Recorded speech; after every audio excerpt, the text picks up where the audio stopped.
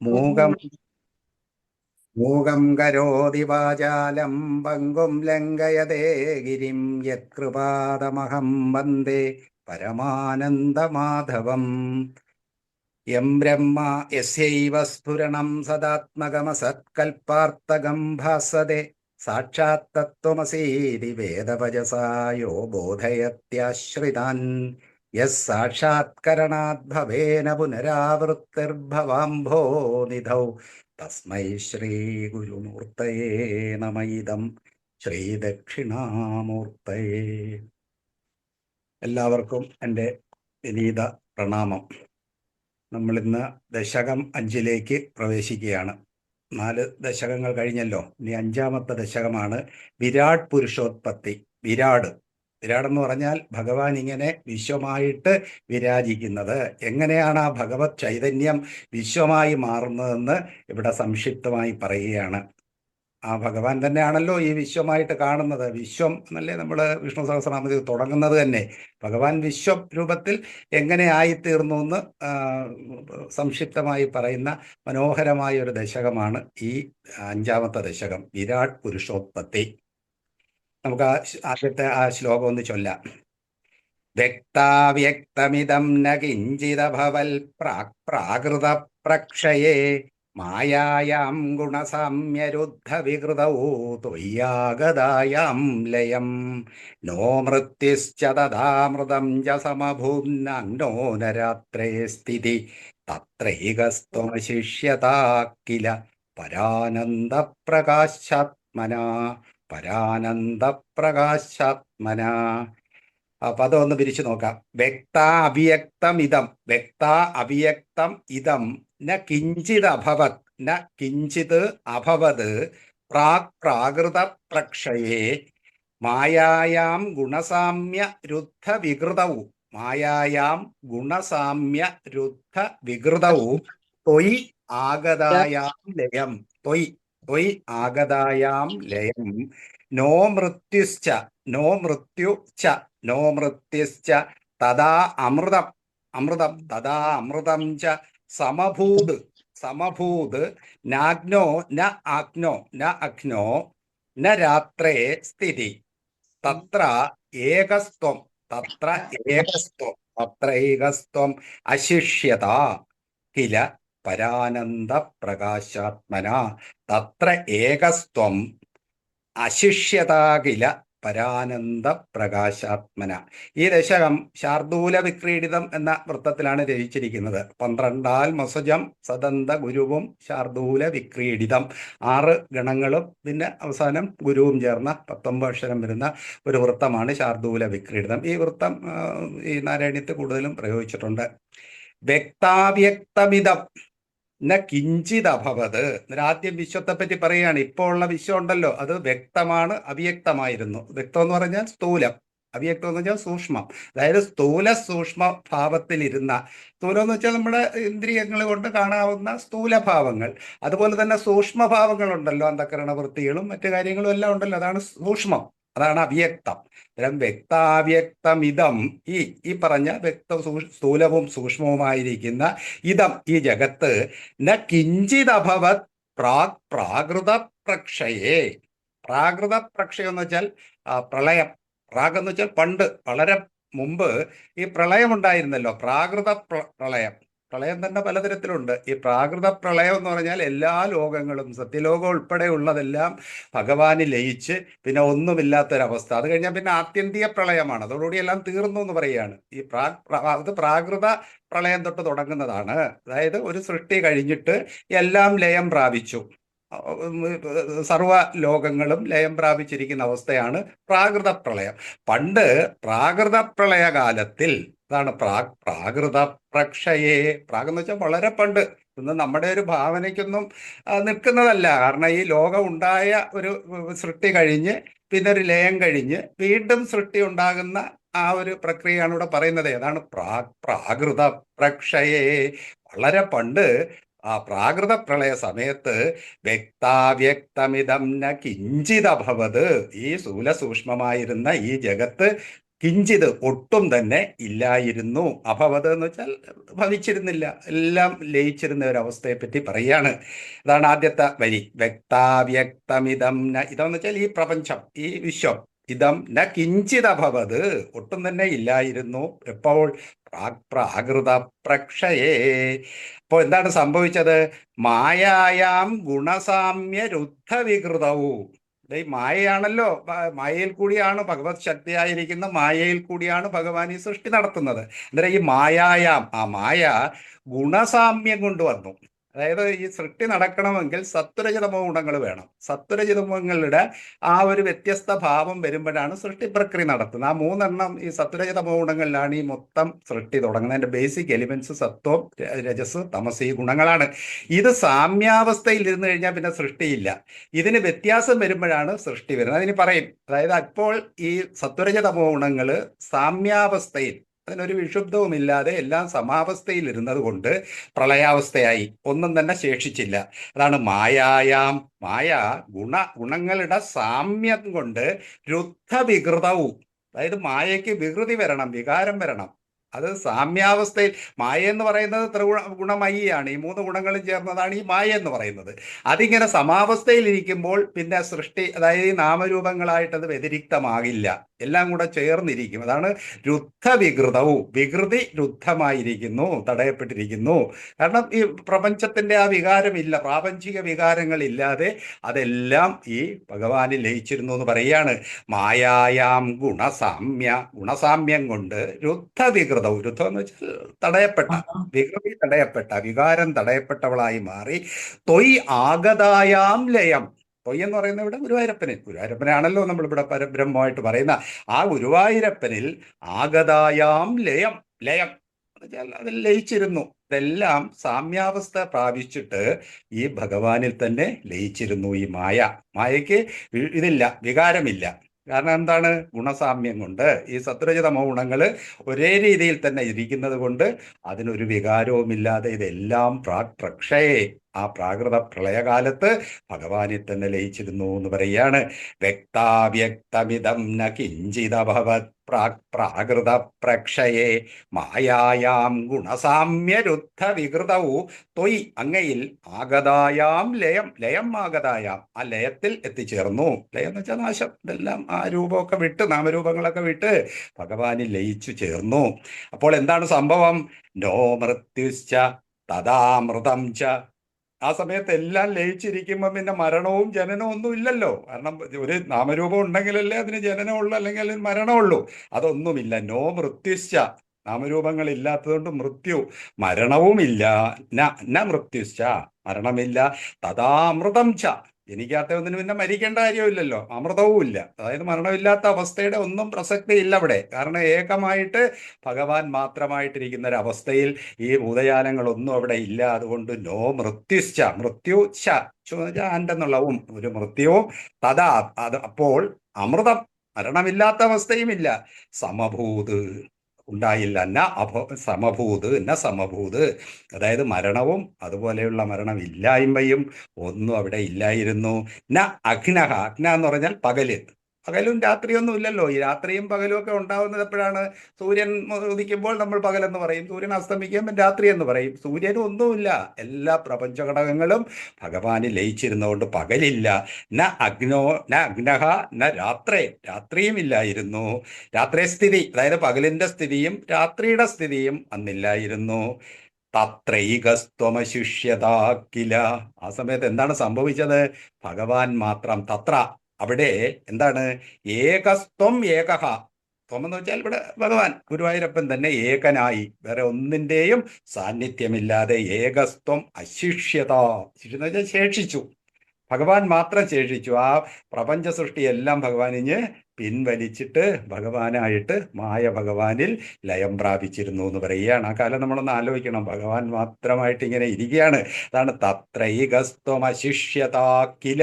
ഇങ്ങനെ ഭഗവാൻ ഏകനായിട്ട് സ്ഥിതി ചെയ്തുവല്ലോ. എങ്ങനെയാ സ്ഥിതി ചെയ്തത്? പരാനന്ദ പ്രകാശാത്മന. ആ ഭഗവാന്റെ ആ സാന്ദ്രാനന്ദമായ രൂപത്തിന് ഒരു വ്യത്യാസവുമില്ല. പരാനന്ദ പ്രകാശാത്മനായിട്ട് ഭഗവാൻ അവിടെ ശോഭിച്ചു. അവിടെ പരമാനന്ദ സ്വരൂപൻ സ്വരൂപനായിട്ട് ഭഗവാൻ മാത്രം ഉണ്ടായിരുന്ന ഒരവസ്ഥയാണ് ഈ പ്രക്ഷയം പ്രക്ഷയം എന്ന് വെച്ചാൽ പ്രളയം. ആ പ്രളയകാലത്ത് ഭഗവാൻ മാത്രമേ ഉണ്ടായിരുന്നുള്ളൂ എന്ന് പറയുക. കാരണം ഈ സൃഷ്ടിയെല്ലാം അതിൽ ലയിച്ചു ചേർന്നു.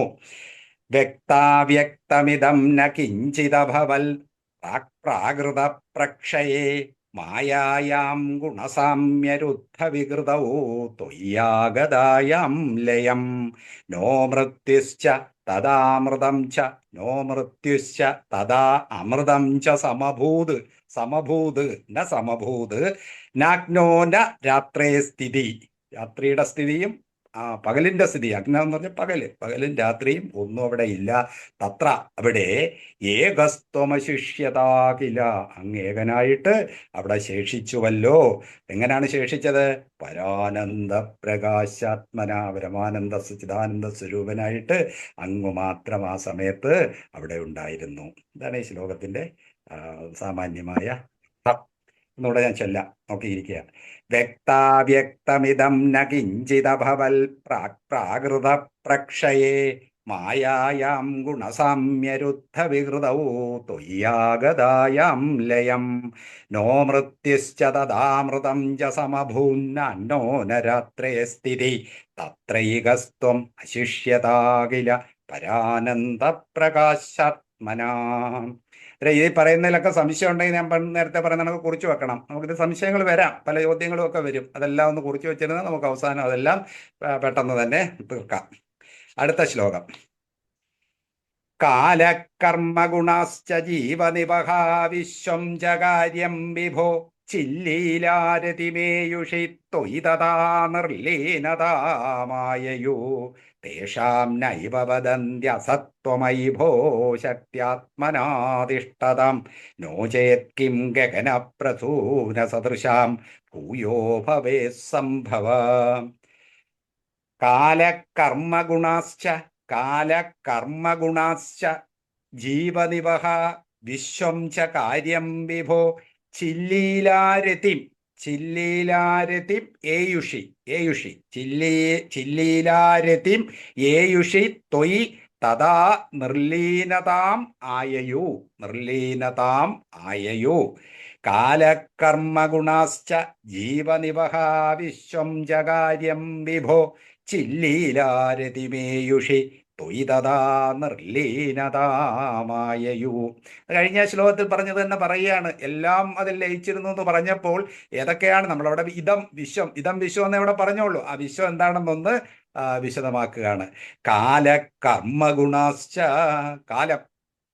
കാലവും പോയി ലയിച്ചിരുന്നു. ഈ കാലമാണ് ഈ സൃഷ്ടി പ്രക്രിയക്കുള്ള കാരണം. കാലം കഴിയുമ്പോൾ കലനാഥല്ലേ, കാലം കഴിയുമ്പോഴാണ് ഓരോന്ന് മാറി മാറി വരുന്നത് അല്ലേ. അതുകൊണ്ട് കാലമാണ് ഈ സൃഷ്ടി നടത്തുന്നതായിട്ട് നമുക്ക് ഭാവിക്കാൻ സങ്കല്പിക്കാൻ പറ്റും. കാലം കഴിയുമ്പോൾ സൃഷ്ടി ഇങ്ങനെ മാറി മാറി കൊണ്ടുപോകും. അന്നേരം കാലമാണ് ഇതിൻ്റെ ഒരു കാരണം എന്നുള്ള അർത്ഥത്തിൽ ആ കാലത്തിനെ അങ്ങനെ പറയാറുണ്ട്. അന്നേരം ആ കാലവും, അങ്ങനെ ആ സൃഷ്ടിക്ക് കാരണമായിരിക്കുന്ന ആ കാലവും കർമ്മം, പിന്നെ ആ ജീവജാലങ്ങളൊക്കെ അനുഷ്ഠിച്ചിരുന്ന ആ കർമ്മം ഉണ്ടല്ലോ, ഭൂതഭാവോദ്ഭവകരോ വിസർഗ കർമ്മസംഹിത എന്ന് ഭഗവത്ഗീത പറയും. അതായത് ഈ ഭൂതഭാവങ്ങളെ ഉണ്ടാക്കുന്ന ആ ഇതിനെയാണ്, സർഗത്തിനെയാണ് കർമ്മം എന്ന് പറയുന്നത്. ഭൂതഭാവോദ്ഭവകരോ വിസർഗം, അതിനെയാണ് കർമ്മ. ആ കർമ്മമൊന്നുമില്ല, ഇവിടെ എല്ലാം ലയിച്ചിരിക്കുകയല്ലേ. അതാണ് കാലകർമ്മ ഗുണാനും ഇല്ല, സത്വരഹിത ബോധങ്ങളുടെ ആവശ്യമില്ല. അതെല്ലാം സാമ്യാവസ്ഥയെ പ്രാപിച്ച് ആ മായ മൊത്തം ഭഗവാനിൽ ലയിച്ചിരിക്കുകയാണ്. ഗുണാശ്ച ജീവനിവഹ എന്ന് വെച്ചാൽ കൂട്ടം, ജീവജാലങ്ങളും ഒന്നുമില്ല. നേരത്തെ പറഞ്ഞ വിശ്വത്തിന്റെ ഒരു വിശദീകരണമെന്നേ ഉള്ളൂ. കാലകർമ്മ ഗുണാശ്ച ജീവനിവഹ വിശ്വം ച കാര്യം, ആ കാര്യമായിരിക്കുന്ന വിശ്വവും വിഭോ ലയോ ഗുരുവായൂരപ്പ ചില്ലീലാരതിമേയുഷി ത്വയി തഥാ നിർലീനതാം. ഇതെല്ലാം ത്വയി നിർലീനതാം എന്ന് വെച്ചാൽ നിശേഷേണ ലയിച്ചിരിക്കുന്നു. നിർലീനതാം എല്ലാം ഭഗവാനിൽ നിശേഷമായി ലയിച്ചു. ഭഗവാൻ എന്താണ്? ചില്ലീലാരതിമേയുഷി, ചിത്ലീലാരതി, അതായത് ഭഗവാന്റെ ഒരു ആനന്ദലീലയാണല്ലോ ഈ സൃഷ്ടി. ചിത്തെന്ന് വെച്ചാൽ ബോധം, ബോധത്തിൽ നടക്കുന്ന ഭഗവാന്റെ ഒരു വിനോദ വിദ്യയാണ് ഈ സൃഷ്ടിസ്ഥിതി സംഹാരം. അന്നേരം ഭഗവാൻ സൃഷ്ടിക്കും, അതുപോലെ തന്നെ അതങ്ങ് തിരിച്ചെടുക്കും. അതാണ് ചില്ലീലാരതി. ആ ഒരു രതിയുണ്ട്. ഈ സംഹാരം നടത്തുന്നതും ഭഗവാന്റെ ഒരു രതിയാ. അങ്ങനെ ഒരു ബോധത്തിൽ നടക്കുന്ന ആ ഒരു രതിയോട് കൂടിയിരിക്കുന്ന അങ്ങ്, അതാണ് ചില്ലീലാരതി മേയുഷി. ഏയുഷി എന്ന് വെച്ചാൽ ആ അവസ്ഥയിലിരിക്കുന്ന, അതിനെ പ്രാപിച്ചിരിക്കുന്ന ആ ലീലയെ, ആനന്ദ ലീലയെ പ്രാപിച്ചിരിക്കുന്ന ത്വയ് അങ്ങിൽ തഥാ നിർലീനതാമായയോ. ഇതെല്ലാം തിരിച്ച് പോയി ഭഗവാനിൽ ലയിച്ചു. അതായത് സൃഷ്ടി ഭഗവാന്റെ ഒരു ലീലയായിട്ട് നടന്നു, വിനോദവിദ്യ അത് തിരിച്ചെടുത്തും ഭഗവാൻ. അതായത് ഒരു കുഞ്ഞ് കുറേയൊക്കെ ഇതൊക്കെ ഉണ്ടാക്കി, വീടുകളൊക്കെ ഉണ്ടാക്കുമല്ലോ മണ്ണും ഇതൊക്കെ വെച്ച്, അത് കഴിഞ്ഞ അവസാനം തട്ടിക്കളയുന്നു. അത് കുഞ്ഞിന്റെ ഒരു ലീലയാണ്. ഇവിടെ ഭഗവാന്റെ ലീലയാണെന്ന് പറയാനാണ് ചില്ലീല. ആ ബോധസ്വരൂപിയായ ഭഗവാന്റെ ആ ലീലാരതി, അതായത് ആനന്ദലീല, അതിൽ ത്വയിതഥാ നിർലീനതാമായയു. നിർലീനതാം ആയയു എന്ന് വെച്ചാൽ എത്തിച്ചേർന്നു. ഇതെല്ലാം കൂടെ ഭഗവാനിൽ ലയിച്ചിരിക്കുന്ന ഒരു അവസ്ഥയിൽ ആയി. തേഷാം നൈവ വദന്തി അസത്വമൈഭോ. തേഷാം ന ഏവ വദന്തി അസത്വം ഐ. അസത്വം ഐഭോ ശക്തിയാത്മനാ തിഷ്ഠതാം. അന്നേരം ഇങ്ങനെയൊക്കെ ലയിച്ചിരിക്കുമ്പോൾ അവിടെ ഒന്നുമില്ലെന്ന് നമുക്ക് തോന്നും, ഇല്ലേ? അത് പറയാൻ പറ്റില്ല. കാരണം ഒന്നുമില്ലെങ്കിൽ പിന്നെ ഒന്ന് പുറത്തു വരത്തില്ലേ? നാസതോ വിദ്യതേ ഭാവം ഒന്നും ഭഗവാൻ പറയത്തില്ലേ ഗീതയിൽ? ഇല്ലായ്മയൊന്നും ഉണ്ടാകില്ല. കാരണം ഈ വിശ്വം ഉണ്ടായി വരണമെങ്കിൽ അസത്വം എന്ന് വെച്ചാൽ ഇല്ലായ്മ. അവിടെ ഈ ഇല്ലായ്മ, വിശ്വം ഇല്ലാതിരുന്നു എന്ന് നമുക്ക് പറയാൻ പറ്റത്തില്ല. ഭഗവാനിൽ ലയിച്ചിരുന്നു എന്ന് പറയാനേ പറ്റൂ. അത് പിന്നെ പ്രത്യക്ഷപ്പെടുന്നു എന്നേ ഉള്ളൂ. അതാണ് പറയുന്നത്, തേഷാം അവയ്ക്ക്, ഈ പറഞ്ഞിരിക്കുന്ന ലയിച്ചിരിക്കുന്ന ഈ കാലകർമ്മ ഗുണാശ്ച ജീവനിഭവത്തിന് ന ഏവ വദന്തി അസത്വം. അസത്വം, ഇല്ലായ്മ ഉണ്ടെന്ന് വദന്തി ന വദന്തി പറയാൻ പറ്റില്ല. കാരണം എന്താണ്? ശക്തിയാത്മനാതി, അത് ശക്തി, ഒരു ശക്തി സ്വരൂപമായിട്ട് ലയിച്ചിരുന്നു, അല്ലേ? ഇതെല്ലാം ഒരു ശക്തിഭാവത്തിൽ മായയായിട്ട് ലയിച്ചിരുന്നു. ആ ശക്തിയാണല്ലോ ഇങ്ങനെ ഓരോ ഘടകങ്ങളായിട്ട്. ഇപ്പം ആധുനിക ശാസ്ത്രവും പറയുന്നത് എനർജിയാണല്ലോ മാറ്റർ എന്ന് അവർക്കും തെളിഞ്ഞല്ലോ. ഇതൊക്കെ നേരത്തെ തന്നെ നമ്മുടെ ടീച്ചർമാർക്ക് പണ്ടേ തെളിഞ്ഞു. അതാണ് ശക്തിയാത്മനാധിഷ്ഠതാം. എനർജിയാണ് ഈ മാറ്ററായിട്ട് നാമരൂപങ്ങളായിട്ട് വരുന്നതെന്ന് ഇപ്പം അറിയാമല്ലോ. ഈ MC² എന്നൊക്കെ ആൽബർട്ട് ഐൻസ്റ്റീനൊക്കെ പറഞ്ഞില്ലേ? അത് തന്നെയാണ് പറയുന്നത്. ശക്തി സ്വരൂപമായിട്ട് ഈ പ്രപഞ്ചം എല്ലാം അതിൽ ലയിച്ചിരുന്നു. ചില്ലീലാ തേഷാം നൈവ വദന്തി അസത്വം. അങ്ങനെ ലയിച്ചിരുന്നത് കൊണ്ട് അതിന് ഇല്ലായ്മ ഉണ്ടെന്ന് നമുക്ക് പറയാൻ പറ്റില്ല. ശക്തിയാത്മനാധിഷ്ഠതാം, അത് ശക്തി സ്വരൂപത്തിൽ ഭഗവാനിൽ ഇരിക്കുകയായിരുന്നു സൃഷ്ടിക്ക് മുമ്പ്. അതായത് പ്രളയത്തിൽ ഈ കാണുന്ന വസ്തുക്കളെല്ലാം ഒരു ശക്തി സ്വരൂപത്തിൽ ഇരിക്കുകയായിരുന്നു.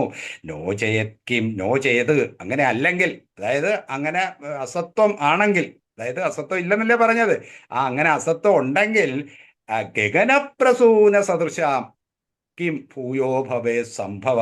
അതായത് ഗഗനപ്രസൂനം എന്ന് പറഞ്ഞൊരു വാക്കുണ്ടല്ലോ, അതായത് ആകാശകുസുമം, ഇല്ലാത്ത ഒന്ന്, അതൊന്നില്ല.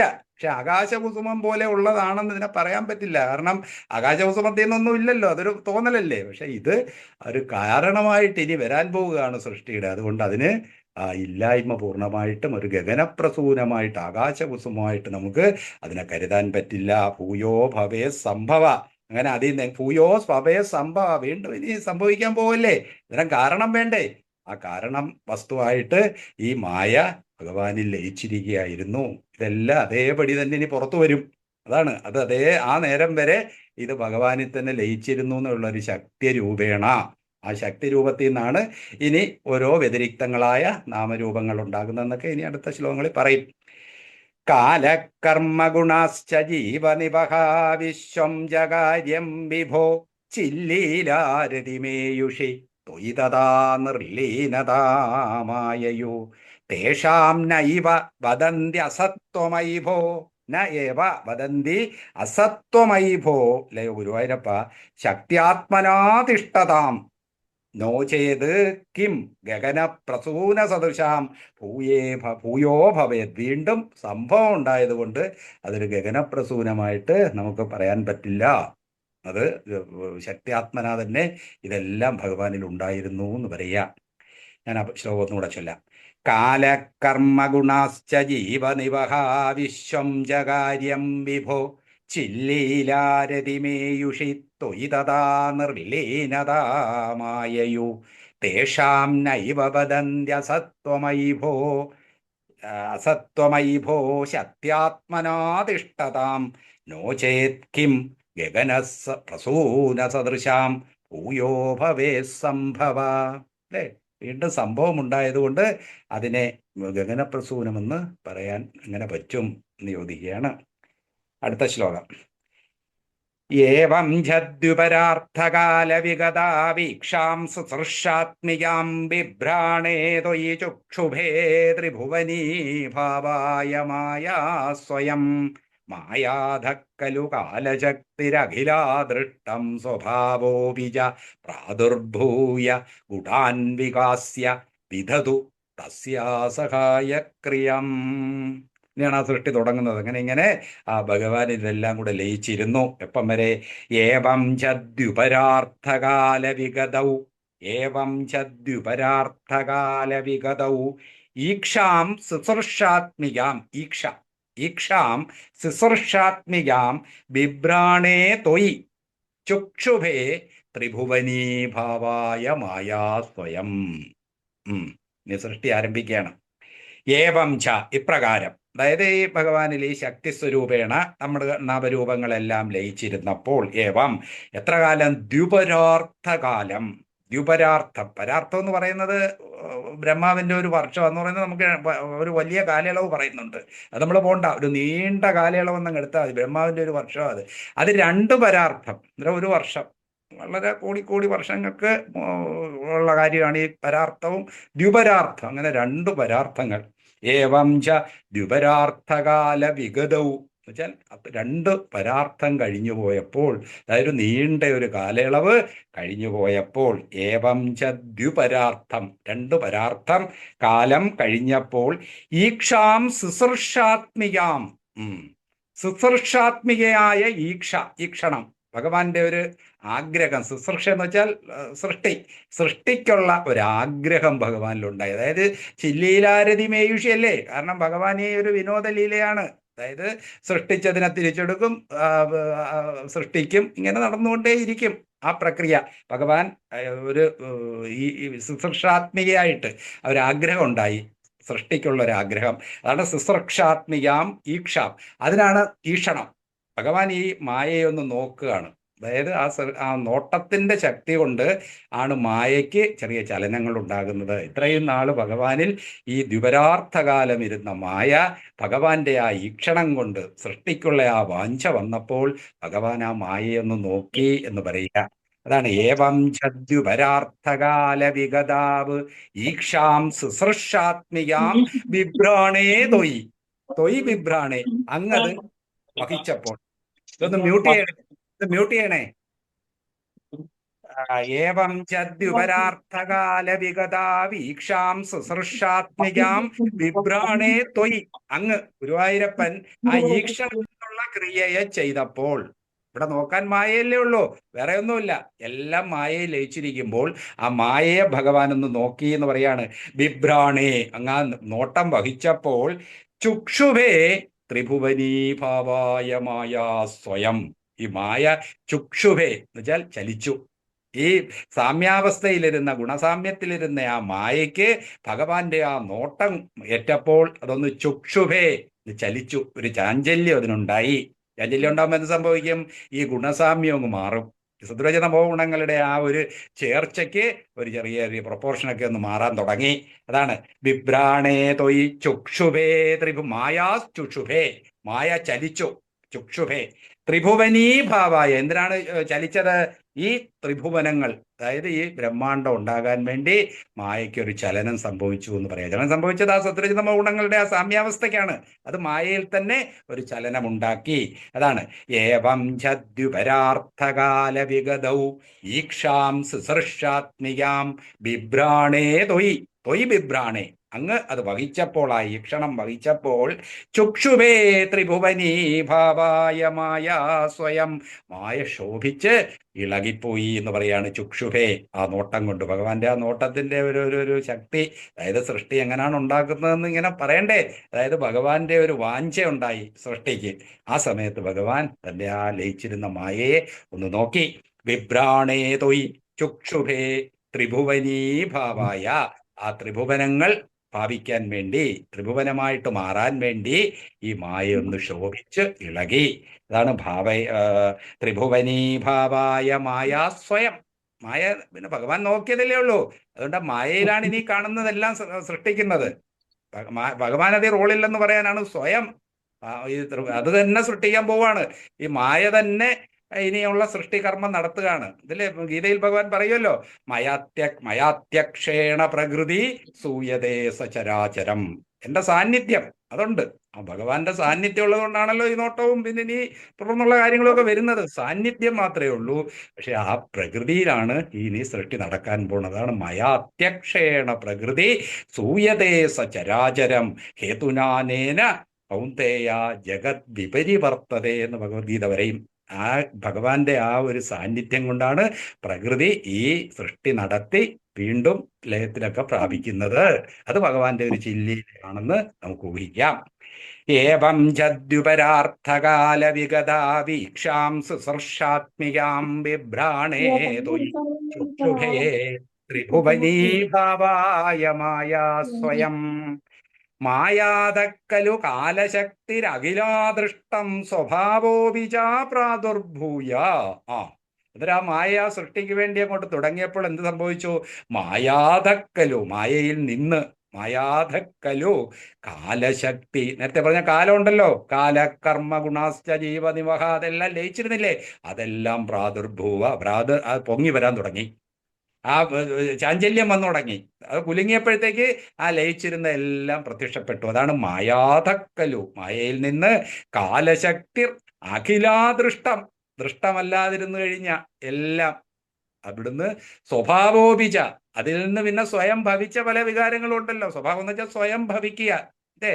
ആ മായയുടെ മായാഗുണങ്ങളിൽ നിന്ന് വീണ്ടും പല പല രൂപങ്ങൾ ഉണ്ടായില്ലേ? അതെല്ലാം അതാണ് സ്വഭാവം. സ്വയം ഭവിച്ചതും എല്ലാം പ്രാദുർഭൂയ, പ്രാദുർഭൂയ എന്ന് വെച്ചാൽ പ്രത്യക്ഷപ്പെട്ടു, തെളിഞ്ഞു വരാൻ തുടങ്ങി. അതായത് മായ ഒന്ന് ചലിച്ചപ്പോഴത്തേക്ക് നേരത്തെ ലയിച്ചിരുന്നതെല്ലാം ഓരോന്നായിട്ട് പ്രത്യക്ഷപ്പെടാൻ തുടങ്ങി. മായാതക്കലു കാലശക്തി അഖിലാദൃഷ്ടം, അദൃഷ്ടമായിരിക്കുന്ന പലതും അതിൽ നിന്ന് പൊങ്ങി വന്നു. ഇപ്പം കാണാനില്ലാതിരുന്ന വസ്തുക്കളായിരുന്നു ഭഗവാനെ ലയിച്ചിരുന്നത് കൊണ്ട് അത് നാമരൂപങ്ങളായിട്ട് പ്രകടമാകാൻ തുടങ്ങി. മായാതക്കലു കാലശക്തി അഖിലാദൃഷ്ടം, അദൃഷ്ടം സ്വഭാവോപിച പ്രാദുർഭൂയ ഗുണാൻ വികാസ്യ വിദതു തസ്യാ സഹായക്രിയാം. ഗുണങ്ങളും സത്വരജതമോ ഗുണങ്ങൾ ഇങ്ങനെ ലയിച്ചിരുന്നത്, അതിന് സാമ്യാവസ്ഥയിൽ ഇരുന്നതും കൂടെ ചേർന്ന് എന്ത് ചെയ്തു? വിദതു തസ്യാ സഹായക്രിയാം. തസ്യ എന്ന് പറഞ്ഞാൽ മായയുടെ, ആ മായയ്ക്ക് ഈ സൃഷ്ടി നടത്തുന്നതിനുള്ള സഹായകമായിട്ട് ഈ വസ്തുക്കളെല്ലാം, കാലം വേണമെന്ന് നേരത്തെ പറഞ്ഞല്ലോ. അതായത് സംഭവങ്ങൾ ഉണ്ടാവണമെങ്കിൽ കാലം വേണം. ആ കാലസങ്കല്പവും കൂടെ ഒക്കെ വന്നതുകൊണ്ടാണ് മായയ്ക്ക് ഇതെല്ലാം സഹായകമായി ഈ സൃഷ്ടി നടത്താൻ. അതിൽ തന്നെ ലയിച്ചിരുന്ന ആ നേരത്തെ പണ്ട് സൃഷ്ടി ഉണ്ടായിരുന്നപ്പോൾ ഉള്ള കാലത്ത് ലയിച്ചിരുന്നതെല്ലാം മായയ്ക്ക് സഹായകമായിട്ട് മാറി. അതാണ് മായാതക്കലു കാലശക്തി അഖിലാദൃഷ്ടം സ്വഭാവോപിച്ച, സ്വഭാവ അപി, സ്വഭാവോപിച്ച പ്രാദുർഭൂയ, സ്വഭാവോ അപി, സ്വഭാവ അപി സ്വഭാവോപിച പ്രാദുർഭൂയ. ച എന്ന് വെച്ചാൽ എന്നെല്ലാം കൂടെ പ്രതിഷ്ഠപ്പെട്ടു. ഗുണാൻ വികാസ്യ, ഇതെല്ലാം ഗുണങ്ങളും വികസിച്ചു. ഗുണങ്ങളാണ് ഇനിയിപ്പോൾ സൃഷ്ടിയിലോട്ട് മാറാൻ പോണെന്ന് ഇനി നമ്മൾ അടുത്ത ശ്ലോകങ്ങളിലെല്ലാം പറയുന്നതാ. അതാണ് ഗുണാൻ വികാസ്യ വിദതു. വിദതു എന്ന് പറഞ്ഞാൽ എന്താണ്? ചെയ്തു എന്നാ. അതായത് അതിനുള്ള സഹായക ക്രിയ ചെയ്തു. ഈ ലയിച്ചിരുന്ന എല്ലാം കൂടെ ഉയർന്നു വന്ന്, മായയാണ് സൃഷ്ടി നടത്തുന്നത്, പക്ഷെ മായയുടെ സഹായകമായിട്ട് ഇതെല്ലാം വർത്തിച്ചു. വിദതു, വർത്തിച്ചു എന്ന് പറയുക. മായാതക്കലു കാലശക്തിരഖിലാദൃഷ്ടം സ്വഭാവോപിച പ്രാദുർഭൂയ, പ്രത്യക്ഷപ്പെട്ടു. പ്രാദുർഭൂയ ഗുണാൻ വികാസ്യ, ഈ ഗുണങ്ങളെല്ലാം പലതരത്തിൽ മാറി. സത്വരഹിതമോ ഗുണങ്ങളെല്ലാം അതിനൊക്കെ പല തിയറികൾ പല രീതിയിൽ പറയുമല്ലോ. ഈ ഗുണങ്ങൾ എങ്ങനെയൊക്കെയാണ്, വഞ്ചീകരണ പ്രക്രിയ എല്ലാം കൂടെ ആ ഗുണ വികാസ്യ അതൊന്നും തുടങ്ങിയില്ല. ഇപ്പൊ ഈ പറഞ്ഞ കണക്ക് അതിനുള്ളൊരു മാറ്റം തുടങ്ങാൻ പോണതേ ഉള്ളൂ. ഇനിയാണ് ഭൂതജാലങ്ങളും അല്ല പഞ്ചഭൂതങ്ങളെല്ലാം ഉണ്ടായി വരാൻ പോണതേ ഉള്ളൂ. പ്രാദുർഭൂയ ഗുണാൻ വികാസ്യ ദദതു വിദതു തസ്യ. തസ്യ എന്ന് വെച്ചാൽ ഇവിടെ മായയുടെ എന്നാ, അവളുടെ, ഇവിടെ മായയുടെ സഹായകമായിട്ട് ഇതെല്ലാം വർദ്ധിച്ചു. ഈ ശ്ലോകം ഞാൻ ചൊല്ലാം. ഏവം ജദ്യുപരാർത്ഥകാല വിഗതാ വീക്ഷാം സുസർഷാത്മികാം ബിഭ്രാണേ ത്വയി ചുക്ഷുഭേ ത്രിഭുവനീ ഭാവായ മായാ സ്വയം മായാധക്കലു കാലശക്തിർ അഖിലാദൃഷ്ടം സ്വഭാവോപിച പ്രാദുർഭൂയ ഗുണാൻ വികാസ്യ വിദതു തസ്യാ സഹായക്രിയാം. മനസ്സിലായില്ലേ ഈ ശ്ലോകം? അതായത് കുറച്ച് ശ്രദ്ധിക്കണം, കുറച്ച് കാര്യങ്ങൾ ഇങ്ങനെ പറഞ്ഞു പോവും. നമുക്ക് ഈ നാരായണീയത്തെ കഥകളും ഒക്കെ ഇനി അങ്ങോട്ട് വരും മുമ്പ് നമുക്ക് കുറേ കൂടെ കേട്ടോണ്ടിരിക്കാൻ താല്പര്യമാണ്. ഇതൊക്കെ അതിൻ്റെ തുടക്കത്തിലുള്ള കുറച്ച് കാര്യങ്ങളൊക്കെ, ബേസിക് ആയിട്ടുള്ള കാര്യങ്ങൾ അറിയണ്ടേ, ഈ വിശ്വം എങ്ങനെയൊക്കെയാണ് ഉണ്ടായതെന്നും ഒക്കെ ഒന്ന് പറയാനുള്ള കുറച്ച് കാര്യങ്ങൾ പറയുന്നേ ഉള്ളൂ. സ്തോത്ര രൂപേണ മായാതക്കലു കാലശക്തിരഖിലാദൃഷ്ടം സ്വഭാവോപിച പ്രാദുർഭൂയ ഗുണാൻ വികാസ്യ വിദതു തസ്യാ സഹായക്രിയാം. അവളുടെ സഹായക്രിയക്ക് കാരണമായിട്ട് ഈ അദൃഷ്ടങ്ങളായിരിക്കുന്ന കാലശക്തിയും എല്ലാം പ്രത്യക്ഷപ്പെട്ടു. പ്രാദുർഭൂയ. 4-ാമത്തെ ശ്ലോകം. മായാസന്നിഹിത പ്രവിഷ്ടവപുഷാ സാക്ഷീതിഗീതോ ഭവാൻ ഭേദൈസ്താം പ്രതിബിംബതോ വിവിശിവാൻ ജീവോ വിനൈവാപര കാലാദി പ്രതിബോധിതാദ ഭവദാ സഞ്ചോദിതാജ സ്വയം മായാസാകലു ബുദ്ധിതത്വമസൃജത് യോസൗ മഹാനുച്യതേ. മായാസന്നിഹിതോ അപ്രവിഷ്ടവപുഷ, മായാസന്നിഹിത അപ്രവിഷ്ടവപുഷ സാക്ഷി ഇതി ഗീതോ ഭവാൻ. മായാസന്നിഹിതോ പ്രവിഷ്ടവപുഷ സാക്ഷീതി ഗീതോ ഭവാൻ ഭേദൈസ്താം പ്രതിബിംബതോ വിവിശിവാൻ ജീവോ വിനൈവാപര കാലാദി പ്രതിബോധിതാധ ഭവദാ സഞ്ചോദിതാജ സ്വയം മായാസാകലു ബുദ്ധിതത്വമസൃജത് യോസൗ മഹാനുച്യതേ. ആദ്യം തുടങ്ങുന്ന സൃഷ്ടിയാണ് മഹത്തത്വം. അത് ഉണ്ടാക്കുന്നത് എങ്ങനെയാണെന്ന് പറയാണ്. ആ മഹത്തത്വത്തിൽ നിന്നാണ് ഇനിയുള്ള ബാക്കി ഓരോന്നായിട്ട് വരുന്നത്. ആ മായ ആദ്യം ആ മഹത്തത്വം ഉണ്ടാക്കിയത് എങ്ങനെയാന്ന് പറയാണ്. മഹാൻ. മായാസന്നിഹിതോ അപ്രവിഷ്ടവപുഷ. അന്നേരം ഭഗവാന്റെ റോള് നേരത്തെ പറഞ്ഞല്ലോ. മയാത്യക്ഷേണ പ്രകൃതി സൂയതേസ ചരാചരം എന്ന് ഗീതയിൽ പറയുന്നതന്നെ ഇവിടെയും പറയുന്നത്. മായാസന്നിഹിതോ, മായയിൽ സന്നിഹിതനാണ്. അപ്രവിഷ്ടവപുഷ, അതിൽ പ്രവേശിച്ചിട്ടില്ല ഭഗവാൻ. മായയുടെ ആ സാന്നിധ്യം, മായയിൽ ഒരു സാന്നിധ്യം കൊടുക്കുന്നു എന്ന് മാത്രം. അതാണ് മായാസന്നിഹിത അപ്രവിഷ്ടവപുഷ. പ്രവേശിക്കാത്ത രൂപത്തിൽ പ്രവേശിച്ചിട്ടില്ല ഭഗവാൻ. നേരിട്ട് ഈ സൃഷ്ടിപ്രക്രിയയിൽ ഇടപെടുന്നില്ലെന്ന് പറയാണ്. അതാണ് മായാസന്നിഹിതോ അപ്രവിഷ്ടവപുഷ സാക്ഷീതി ഗീതോ ഭവാൻ. അങ്ങനെ സാക്ഷിയായിട്ട് ഭഗവാനെ ആളുകൾ പറയുന്നു, പാടി പുകഴ്ത്തുന്നു. ഗീതം. അതായത് വേദാന്തത്തിലൊക്കെ ഭഗവാൻ സാക്ഷി, സാക്ഷി എന്ന് വെച്ചാൽ നോക്കിക്കാണുന്നവനല്ലേ ഉള്ളൂ. നമ്മൾ കുറ്റങ്ങളിലൊക്കെ സാക്ഷികൾ പറയത്തില്ല. അയാൾക്ക് കൃത്യത്തിലേക്ക് റോളില്ല. അയാളത് കണ്ടു എന്നുള്ളത് മാത്രമേ ഉള്ളൂ. അതാണ് ഇവിടെ മയാത്യക്ഷേണ പ്രകൃതി. ഇവിടെ നടക്കുന്നതെല്ലാം ഭഗവാൻ കാണുന്നുണ്ട്. അതുകൊണ്ടാണ് സാക്ഷി ഇതി. സാക്ഷി എന്ന്, ഇതെന്ന് വെച്ചാൽ എന്ന്, സാക്ഷി എന്ന് ഭഗവാനെ ആളുകൾ പാടി പുകഴ്ത്തുന്നു. ഈ സൃഷ്ടിപ്രക്രിയയുടെ സാക്ഷിഭാവം മാത്രമേ, ഫിറ്റ്നസ്, അതാണ് സാക്ഷി.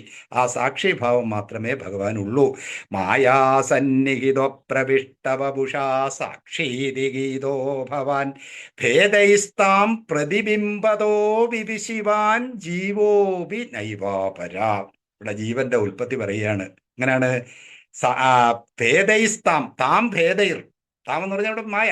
ആ മായയിൽ ഭേദസ്വരൂപിണിയായിരിക്കുന്ന മായ. കാരണം ഈ മായയിൽ പലതും അവിടെ വ്യത്യാസം വന്നല്ലോ. അങ്ങനെ ഭേദരൂപിണിയായിരിക്കുന്ന മായയിൽ പ്രതിബിംബതോ വിവിശിവാൻ. ഭഗവാൻ ഒരു പ്രതിബിംബമായിട്ടാണ് ഈ മായയിൽ പ്രവേശിക്കും. അതായത് ഭഗവാന്റെ സാന്നിധ്യം ഉള്ളപ്പം അതിലൊരു പ്രതിബിംബം നമുക്ക് വരുമല്ലോ. നമ്മൾ കണ്ണാടിയുടെ മുമ്പിൽ ചെന്ന് നിന്നാൽ മതിയല്ലോ, അതിൽ നമ്മുടെ പ്രതിബിംബം വരും. അന്നേരം ഭഗവാന്റെ ആ പ്രതിബിംബത്തിനെയാണ് ജീവാത്മാവെന്ന് പറയുന്നത്, അല്ലേ? പരമാത്മാവിന്റെ പ്രതിബിംബമാണ് ജീവാത്മാവ്. അതാണ് ഭേദൈസ്താം പ്രതിബിംബതോ വിവിശിവാൻ നൈവോ ജീവോപി നൈവാപര. വേറൊന്നല്ല, അല്ലേ? പരമാത്മാവാകുന്ന ബിംബത്തിൻ പ്രതിബിംബം ജീവാത്മാവറിയണമെന്നൊക്കെ രാമായണത്തെ നമ്മൾ വായിക്കുന്നില്ലേ? അതുപോലെയാണ് ഇവിടെ പറയുന്നത്. ഭേദൈസ്താം പ്രതിബിംബതോ വിവിശിവാൻ. ആ പ്രതിബിംബമായിട്ട് ഈ മായയുടെ ഘടകങ്ങളിൽ പ്രവേശിക്കുന്നു. ഭേദൈസ്താം, താം ഭേദൈർ. പ്രതിബിംബതോ വിവിശിവാൻ. പ്രതിബിംബിതോ എന്ന് ചിലതുണ്ട്, പക്ഷെ വിവിശിവാൻ എന്ന് പറയുന്നതുകൊണ്ട് പിന്നെ പ്രതിബിംബതോ എന്ന് പറഞ്ഞാൽ മതി. പ്രതിബിംബമായിട്ട് അതിൽ പ്രവേശിച്ചു. അല്ലേ? പ്രതിബിംബിതം എന്ന് പറയണ്ട, പ്രതിബിംബിതമാണ്, പക്ഷേ പ്രതിബിംബതോ വിവിശിവാൻ എന്ന് പറഞ്ഞല്ലോ. പ്രതിബിംബമായിട്ട് അതിൽ പ്രവേശിച്ചിരിക്കുകയാണ് ഭഗവാൻ, അല്ലേ? ജീവൻ എന്ന് പറയുന്നത് ആ പരമാത്മാവ് തന്നെയാണ്. അതായത് ഒരു തടാക ഒരു രൂപത്തിൽ ആ ചന്ദ്രബിംബം തെളിയുന്നത് പോലെയാണ് ആ പരമാത്മാവ് നമ്മുടെ ഉള്ളിലെല്ലാം ആ പ്രതിബിംബ രൂപേണ ഇരിക്കുന്നത്. ഭേദൈസ്താം പ്രതിബിംബതോ വിവിശിവാൻ, വിവിശ എന്ന് വെച്ചാൽ പ്രവേശിച്ചിരിക്കുന്നു. ജീവോപി, അവനാണ്, അതാണ് ജീവൻ. ന അപര, ന ഏവ അപര, അത് വേറെ ഒന്നും തന്നെ അല്ല. ജീവോ ബ്രഹ്മൈവ നാപര എന്ന് ശങ്കരാചാര്യൻ പറയില്ലേ? ബ്രഹ്മസത്യം ജഗന്മിഥ്യ ജീവോ ബ്രഹ്മൈവ നാപര. അത് തന്നെയാണ് ഇവിടെയും പറയുന്നത്. ജീവോ വിനൈവാപര.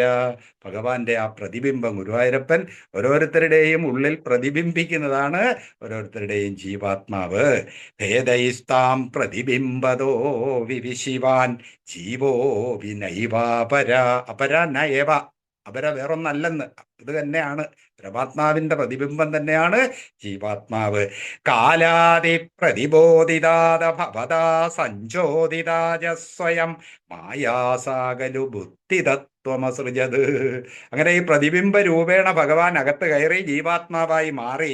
കാലാതി പ്രതിബോധിതാത, പിന്നെ കാലം മുതലായ കാര്യങ്ങളുണ്ടോ? കാലം കർമ്മ ഗുണാശ്ച ജീവ, ഇതെല്ലാം കൂടെ ഉണ്ടല്ലോ. അതാണ് കാലാതി പ്രതിബോധിതാത ഭവതാ സഞ്ചോദിതാജ.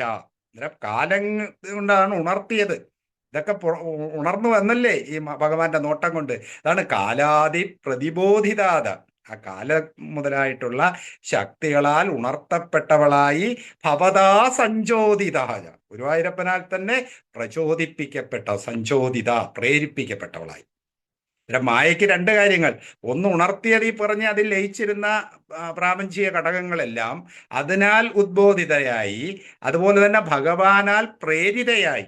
അതാണ് കാലാതി പ്രതിബോധിതാത ഭവതാ സഞ്ചോദിതാജ സ്വയം. സ എന്ന് വെച്ചാൽ അവൾ, ആ മായ, അവൾ സ്വയം ഉണ്ടാക്കുകയാണ്. എന്താണ്? മായാസാകലു, ആ മായ ബുദ്ധിതത്വമസൃജത്. ബുദ്ധിതത്വം ആദ്യമായിട്ടുണ്ടാകുന്ന ജഡ രൂപമാണ് ബുദ്ധി തത്വം. അതിന് മഹാനാത്മ എന്നൊക്കെ ഉപനിഷത്ത് പറയുന്നതാണ്. ആ ബുദ്ധി തത്വം അല്ലെങ്കിൽ മഹാനാത്മ അതുണ്ടായി. യോസൗ മഹാനുച്യതേ, അതിനെ തന്നെയാണ് യോസൗ, ഏതൊന്നിനെയാണോ മഹാൻ എന്ന് ഉച്യതേ പറയപ്പെടുന്നു. അതിലിവിടെ സംഭവിച്ചെന്താണ്? ഭഗവാൻ അവിടെ ഒരു സാന്നിധ്യമുണ്ട്. ആ സാന്നിധ്യം മായയുടെ ഉപാധികളിൽ പ്രതിബിംബമായിട്ട് പ്രകാശിക്കുകയും, അതുപോലെ തന്നെ ഈ ഉണർന്നു വന്ന ഭഗവാന്റെ നോട്ടം കൊണ്ട് ഉണർന്നു വന്ന കാലാദി ഘടകങ്ങളുടെ എന്താണ് കാലാദി അതിൻ്റെ കാലാദി പ്രതിബോധിതാത, അതിനാൽ ഉണർത്തപ്പെട്ടവളായി ഭഗവാനാൽ പ്രേരിപ്പിക്കപ്പെട്ടവളായി ഈ മായ തന്നെ മഹാൻ ബുദ്ധിതത്വം അസൃജത്. അതിനെ മഹത്തത്വം എന്നും പറയും. അതാണ് മഹാൻ ഉച്യതേ. മഹത്തത്വത്തിന്റെ ഉത്പത്തിയായി. ഇനി അങ്ങോട്ട് ജഡസൃഷ്ടിയാണ്. മഹത്തത്വത്തിൽ തുടങ്ങി. അത് കഴിഞ്ഞത് നമ്മൾ പറഞ്ഞായിരുന്നല്ലോ, സപ്താവരണം. മഹത് എന്ന് പറഞ്ഞാൽ അവിടെ വേറെ ഒരു വാക്കുണ്ടായിരുന്നു കഴിഞ്ഞ ദശകത്തിൽ. ആ സപ്താവൃതി എന്ന് പറഞ്ഞതിൽ ആ മഹത്ത് എന്ന് പറയുന്നതാണ് ഈ പഞ്ചഭൂതങ്ങളും പിന്നെ അവസാനം മഹത്ത് പ്രകൃതി എന്ന് പറയത്തില്ലേ, അതിൽ ആ മഹത്തത്വം, പ്രകൃതി മായ, മായെന്ന് മഹത്തത്വം തുടങ്ങി ഇനി ആ പഞ്ചഭൂതങ്ങളായിട്ട് വരുന്ന ആ സപ്താവൃതി, സപ്തകാവൃതി അതാണ് ഈ പറയുന്നതിന് അങ്ങോട്ട് സൃഷ്ടി വരുന്നത്. മായാസന്നിഹിതോ പ്രവിഷ്ടവപുഷാ സാക്ഷീതി ഗീതോ ഭവാൻ ഭേദൈസ്താം പ്രതിബിംബതോ വിവിശിവാൻ ജീവോ വിനൈവാപര നയേവാപര കാലാദി പ്രതിബോധിതാദ ഭവതാ സഞ്ചോദിതാജ സ്വയം മായാസാകലു. സാ മായ, മായാസാകലു ബുദ്ധിതത്വം അസൃജത്, സൃഷ്ടിച്ചു. അസൃജത് യോസൗ, ഏതൊന്നാണോ മഹാനുച്യതേ, മഹാൻ, മഹത്തത്വമെന്ന് പറയപ്പെടുന്നത്. ഇതെല്ലാം സംശയം കുറിച്ച് വെക്കണേ. ഒരുപാട് സംശയങ്ങൾ ഉണ്ടാവാൻ അവസരമുണ്ട്. ഇതെല്ലാം ഞാൻ പറയുമ്പോൾ എല്ലാം വരില്ല. അതുകൊണ്ട് സംശയ നിവാരണത്തിൽ കൂടി അതൊക്കെ നമുക്ക് ക്ലിയർ ആക്കാൻ പറ്റും. 5-ാമത്തെ ശ്ലോകം. തത്രാസൗ ത്രിഗുണാത്മകോ ബിജമഹാൻ സത്വപ്രധാന സ്വയം ജീവേസ്മിൻ ഖലു നിർവികൽപമഹമിത്യുദ്ബോധ നിഷ്പാദക ചക്രേസ്മിൻ സവികൽപബോധകമഹം തത്വം മഹാൻ ഖല്വസൗ സമ്പുഷ്ടം ത്രിഗുണൈ തമോതി ബഹുലം വിഷ്ണോ ഭവത് പ്രേരണാത്, വിഷ്ണോ ഭവത് പ്രേരണാത്. എല്ലാം ഭഗവാന്റെ പ്രേരണ കൊണ്ടാണ് നടക്കുന്നത്. ഇനി ആ മഹത്തത്വം എങ്ങനെയാണ് ഓരോ ഘടകങ്ങളായിട്ട് മാറുന്നതെന്ന് പറയുകയാണ്. തത്രാസൗ ത്രിഗുണാത്മകോപി ത്രിഗുണാത്മക അപി യ മഹാൻ സത്വപ്രധാന സ്വയം ജീവേസ്മിൻ ഖലു നിർവികൽപ്പമഹമിതി ഉദ്ബോധ നിഷ്പാദക. നിർവികൽപ്പമഹം ഇതി ഉദ്ബോധ നിഷ്പാദക. ചക്രേസ്മിൻ ഖലു ചക്രേസ്മിൻ സവികൽപ്പബോധകമഹം തത്വം മഹാൻ ഖൽ അസൗ സമ്പുഷ്ടം ത്രിഗുണൈ തമോതി ബഹുലം വിഷ്ണോ ഭവത് പ്രേരണാത്. എന്താണ് സംഭവിച്ചത്? തത്രാസൗ ആ മായാകാര്യങ്ങളിൽ, തത്ര മായാകാര്യങ്ങളിൽ, അസൗ ഇവൻ ഈ മഹത്തത്വത്തിന്റെ അസൗ ഇത് ഈ മായാകാര്യങ്ങളിൽ ഇനി മഹത്തത്വത്തിന്റെ റോള് പറയുകയാണ്. കുറച്ച് ശ്രദ്ധിച്ചിരുന്നാലേ ഇത് മനസ്സിലാവും, ശ്രദ്ധിക്കണം. തത്ര ആ മായാകാര്യങ്ങളിൽ അസൗ എന്ന് വെച്ചാൽ ഈ മഹത്തത്വം ത്രിഗുണാത്മകോപിജ മഹാൻ, അത് അസൗ മഹാൻ, മഹാൻ എന്ന് പറയുന്നതാണല്ലോ മഹത്തത്വം. ഈ മഹത്തത്വം ത്രിഗുണാത്മകോപിജ മഹാൻ സത്വപ്രധാന സ്വയം ജീവേസ്മിൻ ഖലു നിർവികൽപ്പമഹം. ആദ്യം ആ ജീവൻ പ്രതിബിംബമായിട്ടുണ്ടായില്ലോ, ആ ജീവനിൽ നിർവികൽപ്പമഹം എന്നും പറഞ്ഞൊരു ജീവനുണ്ട്. രണ്ടാണ് ഇവിടെ സൃഷ്ടിയുടെ ആദ്യ മഹത്വത്തിൽ നടക്കും. അതായത് ഒരു നിർവികൽപ്പമഹം, അതിനകത്ത് സങ്കല്പമില്ല, അത് അഹം ബോധം മാത്രം, അതൊരു ബോധം. പിന്നെ സവികൽപ്പ അഹം, അത് രണ്ടുമാണ് പറയുന്നത്. ആദ്യ പ്രതിബിംബമായിട്ടുണ്ടായിരുന്ന ജീവനിൽ ഈ മായ മഹത്തത്വം അതിനെ രണ്ടാക്കി മാറ്റി. ഒന്ന് നിർവികൽപ്പമഹം, മറ്റേത് സവികൽപ്പമഹം. അതാണ് ഇവിടെ വിശദീകരിക്കുന്നത്. തത്രാസൗ ത്രിഗുണാത്മകോപിച്ച, അന്നേരം ഈ ത്രിഗുണാത്മകമാണ് ഏതാ ഈ ആദ്യം പറയാൻ പോകുന്ന നിർവികൽപ്പമഹം. അതാണ് ത്രിഗുണാത്മകമോപി. ത്രിഗുണാത്മകമാണെങ്കിലും സത്വപ്രധാനൻ, സാത്വിക ഗുണമുള്ളത് കൊണ്ടാണ് ഈ അഹം മാത്രം, അതായത് ഞാൻ ഉണ്ടെന്നുള്ള ഒരു ബോധം മാത്രം, വേറെ ഒന്നുമില്ല, അതിനോട് സങ്കല്പങ്ങളൊന്നും കൂട്ടിച്ചേരത്തില്ല, ഞാനുണ്ട് എന്നുള്ളൊരു അനുഭവം മാത്രം, അല്ലേ? അതാണ് തത്രാസൗ ആ മായാഗുണങ്ങളിൽ, തത്ര ആ മായാകാര്യങ്ങളിൽ, അസൗ മഹാൻ ഈ മഹാൻ, ഈ നിർവികൽപ്പമഹത്തിന്റെ വിശേഷണമാണ് ത്രിഗുണാത്മകോപി സത്വപ്രധാന സ്വയം എന്നും. ത്രിഗുണാത്മകം ഉണ്ട്, 3 ഗുണങ്ങളും അതിനകത്തുണ്ട്, സത്വരജതമോ ഗുണങ്ങളൊക്കെ ഉണ്ടെങ്കിലും പ്രധാനമായിട്ടുള്ളത് സത്വഗുണമാണ്. അതാണ് സത്വപ്രധാന സ്വയം ജീവേസ്മിൻ. ഏതാണ് ഈ ജീവനിൽ? ആദ്യം പറഞ്ഞല്ലോ, ആ പ്രതിബിംബമായിരിക്കുന്ന ജീവനിൽ ആരാണ്? അസൗ മഹാൻ നിർവികൽപ്പമഹമിത്യുദ്ബോധ നിഷ്പാദക. ആ നിർവികൽപ്പമഹമെന്നുള്ള ആ ഒരു സൃഷ്ടി നടത്തി മറിയ നിഷ്പാദക. നിഷ്പാദം എന്ന് വെച്ചാൽ അതിനുള്ള കാരണമായിട്ട് മാറി എന്നുള്ളത്. ഈ മഹത്തത്വം ആ അഹമെന്നുള്ള ആദ്യമുണ്ടായ പ്രതിബിംബത്തിനെ നിർവികൽപ്പമഹമായിട്ട് ആദ്യം മാറ്റി. അതെന്ന് പറയുന്നത് സത്വഗുണ പ്രധാനം ആണ്. അതിനകത്തും ത്രിഗുണാത്മകമുണ്ട്, 3 അതിൻ്റെ ഉണ്ടെങ്കിലും പ്രധാനമായിട്ട് വരുന്നത് സത്വഗുണമാണെന്ന് പറയുകയാണ്. അതാണ് ആദ്യത്തെ 2 വരിയും പറയുന്നത്. തത്രാസൗ ത്രിഗുണാത്മകോ ബീജമഹാൻ സത്വപ്രധാന സ്വയം ജീവേസ്മിൻ അസ്മിൻ ജീവേ ഈ ജീവനിൽ, നേരത്തെ പറഞ്ഞ ആ ജീവനിൽ നിർവികൽപ്പമഹം ഇതീ ഉദ്ബോധ നിഷ്പാദക. അങ്ങനെ ആ നിർവികൽപ്പമഹം എന്നുള്ള ഒരു ബോധം, ഒരു അറിവ് ഉണ്ടാക്കി. നിഷ്പാദക, നിഷ്പാദം വെച്ചാൽ ഉണ്ടാക്കി, ഇങ്ങനെ ഉണ്ടാക്കുന്നതായിട്ട് മാറി. ആരാണ്? ഈ മഹത്തത്വം. ഇനി മഹത്തത്വമാണ് ഈ സൃഷ്ടിയെല്ലാം നടത്താൻ പോണത് ഭഗവാന്റെ സാന്നിധ്യത്തിൽ. ആ സാന്നിധ്യത്തിന് ആദ്യമായിട്ടുണ്ടാകുന്നതാണ് ഒരു നിർവികൽപ്പമഹം. ഒരു നിർവികൽപ്പമഹം ആദ്യമായിട്ട് ആ ജീവാത്മാവിൽ ഉണ്ടായി എന്ന് പറയുക. തത്രാസൗ ത്രിഗുണാത്മകോ ബീജമഹാൻ സത്വപ്രധാന സ്വയം. സത്വപ്രധാനം. ഈ അഹത്തിന് സാത്വിക ഗുണമാണ് കൂടുതലുള്ളത്, പക്ഷെ ത്രിഗുണാത്മകമാണ്. സ്വയം ജീവേസ്മിൻ ഖലു നിർവികൽപ്പമഹം ഇതീ ഉദ്ബോധ നിഷ്പാദക എന്ന് ഒരു ബോധത്തെ ഉണ്ടാക്കി, ഒരു നിർവികൽപ്പമഹമെന്നുള്ള ഒരു ബോധത്തെ ഉണ്ടാക്കി. നിഷ്പാദക. ഇനി എന്താണ്? ചക്രേസ്മിൻ അസ്മിൻ ചക്രേസ്മിൻ സവികൽപ്പബോധകമഹം തത്വം മഹാൻ ഖല്വസൗ. വീണ്ടും ഒരു സവികൽപ്പക ബോധം ഉണ്ടാക്കി. അതാണ് സവികൽപ്പബോധം, അഹന്തത്വം. 2 ഉണ്ടാക്കി. ഒന്ന് നിർവികൽപ്പം, സങ്കല്പരഹിതമായിരിക്കുന്ന ആദ്യത്തെ അഹം ബോധം, അത് ആ ഉണ്ടെന്നുള്ളൊരു അനുഭവം മാത്രം, അതിനകത്ത് മറ്റൊന്നും ഉണ്ടാകാൻ പാടില്ല. ഇനി ഈ രണ്ടാമത് പറഞ്ഞ സവികൽപ്പത്തിൽ നിന്നാണ് ബാക്കിയുള്ളതെല്ലാം ഉണ്ടാകുന്നത്. അതാണ് ഇനി പറയാൻ പോണത്. അന്നേരം ചക്ര എന്ന് വെച്ചാൽ ഉണ്ടാക്കി, അസ്മിൻ, ഏതിൽ? ഈ ജീവനിൽ തന്നെ. അസ്മിൻ ജീവൻ, നേരത്തെ ആദ്യത്തെ ജീവനിൽ തന്നെ ചക്രേസ്മിൻ സവികൽപ്പബോധം, ആ സവികൽപ്പം, വികല്പത്തോടുകൂടിയ ഒരു ബോധത്തെ, അഹന്തത്വം മഹാൻ ഖല്ലസൗ, ചക്രേ, ചക്ര എന്നാണ് അവിടെ പറയുന്നത്. ഈ മഹാൻ തന്നെ ആ സവികൽപ്പ ബോധത്തെയും ഉണ്ടാക്കി, രണ്ട് ബോധത്തെ ഉണ്ടാക്കി. മഹാൻ ഖല്ലസോ സമ്പുഷ്ടം ത്രിഗുണൈ, അതും കൂടുതൽ ഗുണങ്ങൾ സമ്പുഷ്ടമുണ്ട്. ഈ മൂന്ന് ഗുണങ്ങളും അതിനുമുണ്ട്. ഈ സവികൽപ്പമഹത്തിലാണ് സമ്പുഷ്ടം, മറ്റേടത്ത് അത്ര എടുത്ത് പറഞ്ഞില്ല. ഇതിനകത്ത് ഈ ഗുണങ്ങളുടെ ഗുണാധിക്യം ഉണ്ട്. പക്ഷേ തമോതി ബഹുലം, തമസിനാണ് അതിൽ പ്രാധാന്യം. അതാണ് അഹന്ത. അഹന്ത ഇനി അങ്ങോട്ട് വരാൻ പോകുന്ന ബാക്കി കാര്യങ്ങളെല്ലാം ഈ അഹമാണ് ഉണ്ടാക്കാൻ പോണത്. ഈ അഹത്തിൽ നിന്നാണ് എല്ലാം ഉണ്ടാകുന്നത്.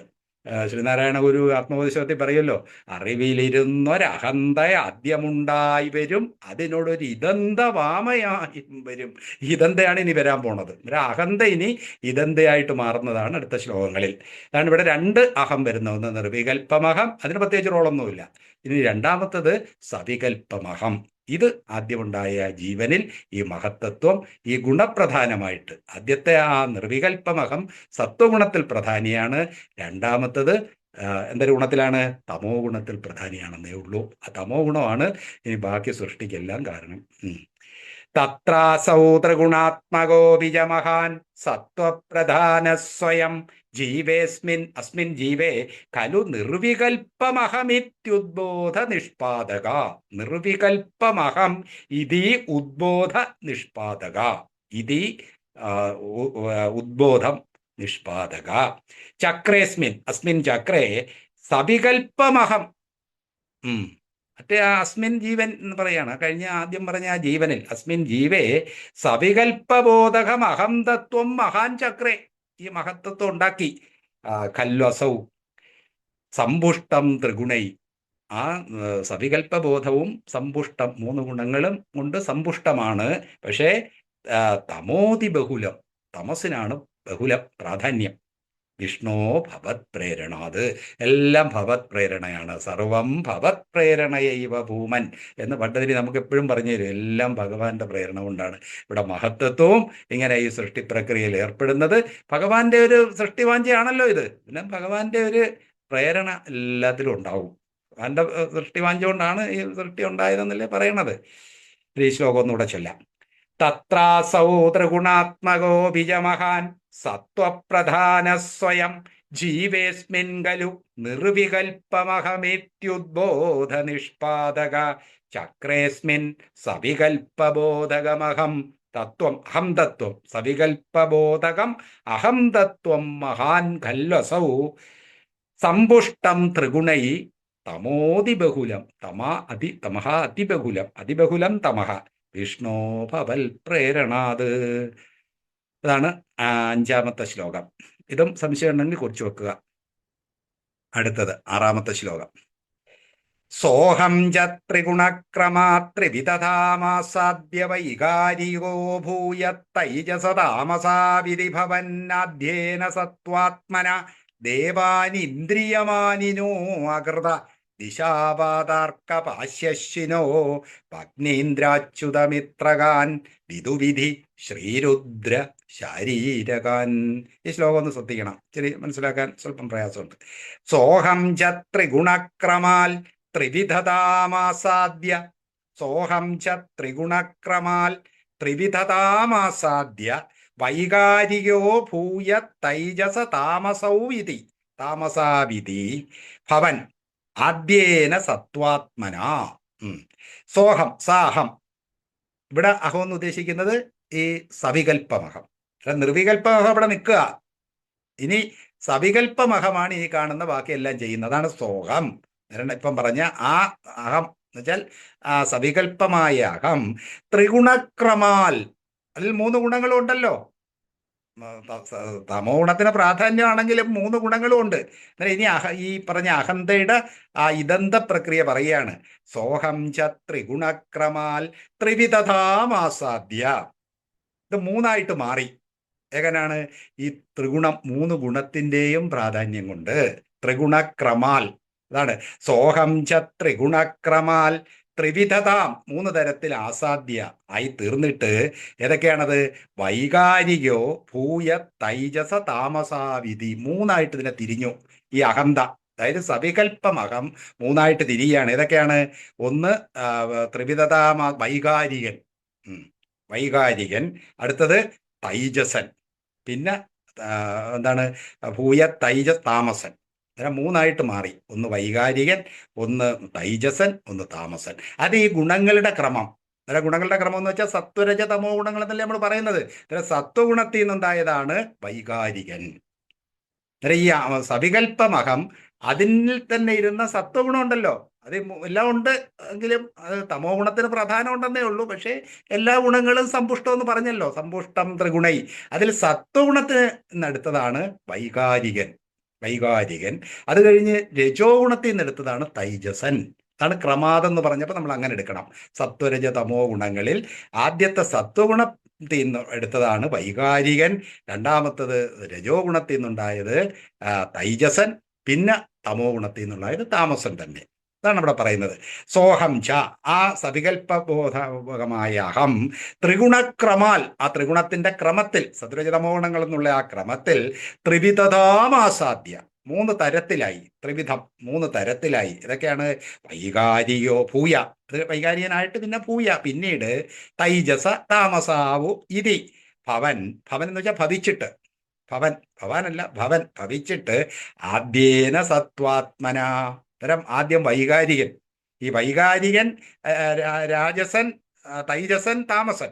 ഇതിൽ ആ വൈകാരികന്റെ പ്രക്രിയയാണ് ഇനി പറയാൻ പോണത്. മൂന്നായിട്ട് മാറിയല്ലോ. അതിൽ വൈകാരികൻ എന്തായിരുന്നു പറയാണ്?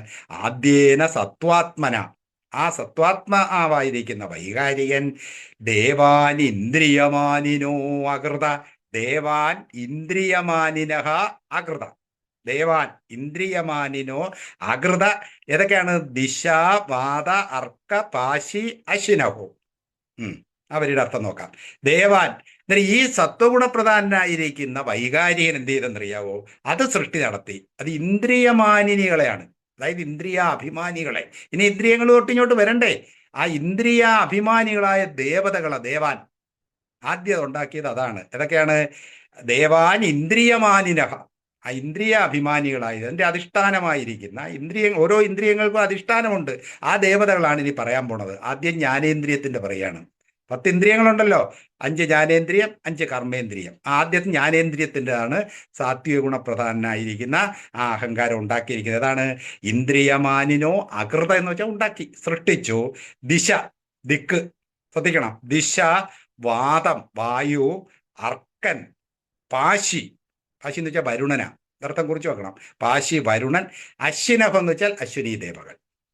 ഈ ജ്ഞാനേന്ദ്രിയങ്ങളുടെ 5 ദേവതകളാണ് ഈ പറയുന്നതൊക്കെ. ഒന്ന് ദിക്ക്, വായു, അർക്കൻ, പാശി, അശ്വിനവ്. അതായത് ഇത് ഓരോന്നും ഏതാണെന്ന് പറയും. ദിക്കിൻ്റെതാണ് ചെവി. ദിക്കിൻ്റെ, നമ്മുടെ ജ്ഞാനേന്ദ്രിയങ്ങൾ എന്ന് പറയുന്നത് ചെവി, തൊക്ക്, കണ്ണ്, നാക്ക്, മൂക്കല്ലേ ജ്ഞാനേന്ദ്രിയങ്ങൾ. അതിൽ ചെവിയുടേതാണ് ദിക്ക്. പിന്നെ ത്വക്കാണ് വായു. വായു അടിക്കുമ്പോഴല്ലേ തൊലി, സ്പർശം, അത് തൊലിയുടേത്. കണ്ണിൻ്റെത് അർക്കൻ, നമുക്കറിയാമല്ലോ. പിന്നെ നാക്കിൻ്റെതാണ് പാശി, വരുണൻ. ഇങ്ങനെ ഓരോ ഇന്ദ്രിയങ്ങൾക്കും ഓരോ അധിഷ്ഠാന ദേവതകളെ പറയുന്നു. അത് പുരാണത്തിൽ പറയുന്നതേ ഉള്ളൂ. മൂക്കിൻ്റെതാണ് അശ്വിനി ദേവകളാണ്. ഇതാണ് ഈ പറഞ്ഞ ജ്ഞാനേന്ദ്രിയത്തിന്റെ ഇന്ദ്രിയമാനിനോ ദേവാൻ. മനസ്സിലായില്ലേ? ഇത് 3ഉം 5ഉം മനസ്സിലാക്കി വെക്കണം. ദിക്കിൻ്റെത് ചെവി, വായുവിൻ്റെത് ത്വക്ക്, അർക്കനാവുമ്പം കണ്ണ്, അതുപോലെ തന്നെ പാശി വരുണൻ. പാശി വരുണന്റെ പര്യായ. വരുണൻ ദേവത നാക്കിൻ്റെ ദേവതയായിട്ടാണ് എടുക്കുന്നത്. അതുപോലെ തന്നെ അശ്വിനി ദേവകൾ മൂക്കിൻ്റെ ദേവതയായിട്ട് എടുക്കും. ഇത്ര ഇങ്ങനെ പറഞ്ഞതേ ഉള്ളൂ. അതായത് ഇന്ദ്രിയത്തിന്റെ ദേവതകളെയാണ് ആദ്യം സൃഷ്ടിച്ചത്, അതിൻ്റെ അധിഷ്ഠാനം. അധിഷ്ഠാനം. ദേവാൻ ഇന്ദ്രിയമാനിനഹ അകൃത ദിശ, വാദ, അർക്ക, പാശി, അശ്വിനവ്. ഇതാണ് 5 പറഞ്ഞത്. ദിശ, വാദം, അർക്കം, പാശി, അശ്വിനഹ, അശ്വിനി ദേവകൾ. പിന്നെ കർമ്മേന്ദ്രിയം പറയുക.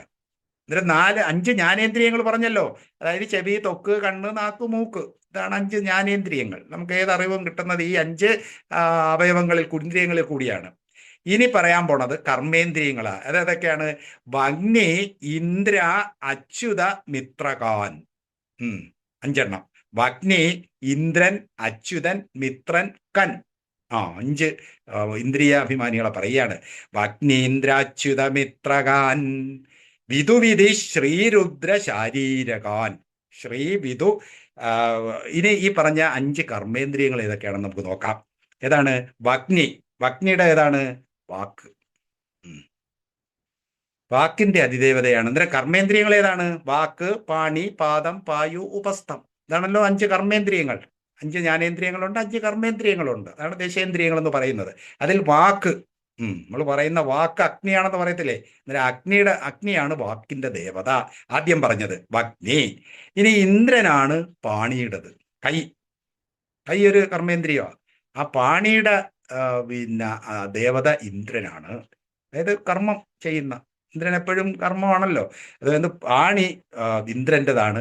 പാദം അച്യുതൻ, വിഷ്ണു, ഉപേന്ദ്രൻ, വിഷ്ണുവിൻ്റെ ആണ് പാദം. അതാണ് വിഷ്ണുവിൻ്റെ പാദത്തിന് വലിയ നമ്മൾ പ്രാധാന്യം കൊടുക്കുന്നത്. അതിൻ്റെ അധിഷ്ഠാന ദേവത അച്യുതനാണ്. പായു. പായു എന്ന് വെച്ചാൽ വിസർജനേന്ദ്രിയം. വിസർജനേന്ദ്രിയത്തിൻ്റെത് മിത്രൻ. ദേവതകളെ ഇങ്ങനെ സങ്കല്പിച്ചു വെച്ചിരിക്കുന്നതേ ഉള്ളൂ. പായു വിസർജനേന്ദ്രിയത്തിൻ്റെ അധിഷ്ഠാന ദേവത എന്ന് പറയുന്നത് മിത്രനാണ്. ഉപസ്ഥം എന്ന് പറഞ്ഞാൽ ജനനേന്ദ്രിയം. ഈ ജനനേന്ദ്രിയത്തിൻ്റെ അധിഷ്ഠാന ദേവത പ്രജാപതി, അല്ലെങ്കിൽ കൻ ആയിട്ട് പറയും. ഇത്രയേ ഉള്ളൂ. ഇതാണ് ഈ ഇന്ദ്രിയങ്ങളുടെ 10 അധിഷ്ഠാന ദേവതകളെയാണ് ആദ്യം ഈ സാത്വിക ആരുണ്ടാക്കിയത്? വൈകാരികൻ. ഈ അഹന്തയിൽ തന്നെ അഹന്ത 3ആയിട്ട് തിരിഞ്ഞു. സത്വരജ തമോ ഗുണങ്ങളിൽ പ്രധാനിയായിട്ട്, അതിൽ സത്വഗുണ പ്രധാനിയായിട്ട് ഈ ഇന്ദ്രിയങ്ങളെയും അന്ധകരണങ്ങളെയും ഉണ്ടാക്കിയെന്ന് പറയണം. അന്ധകരണം ഇനി വരും.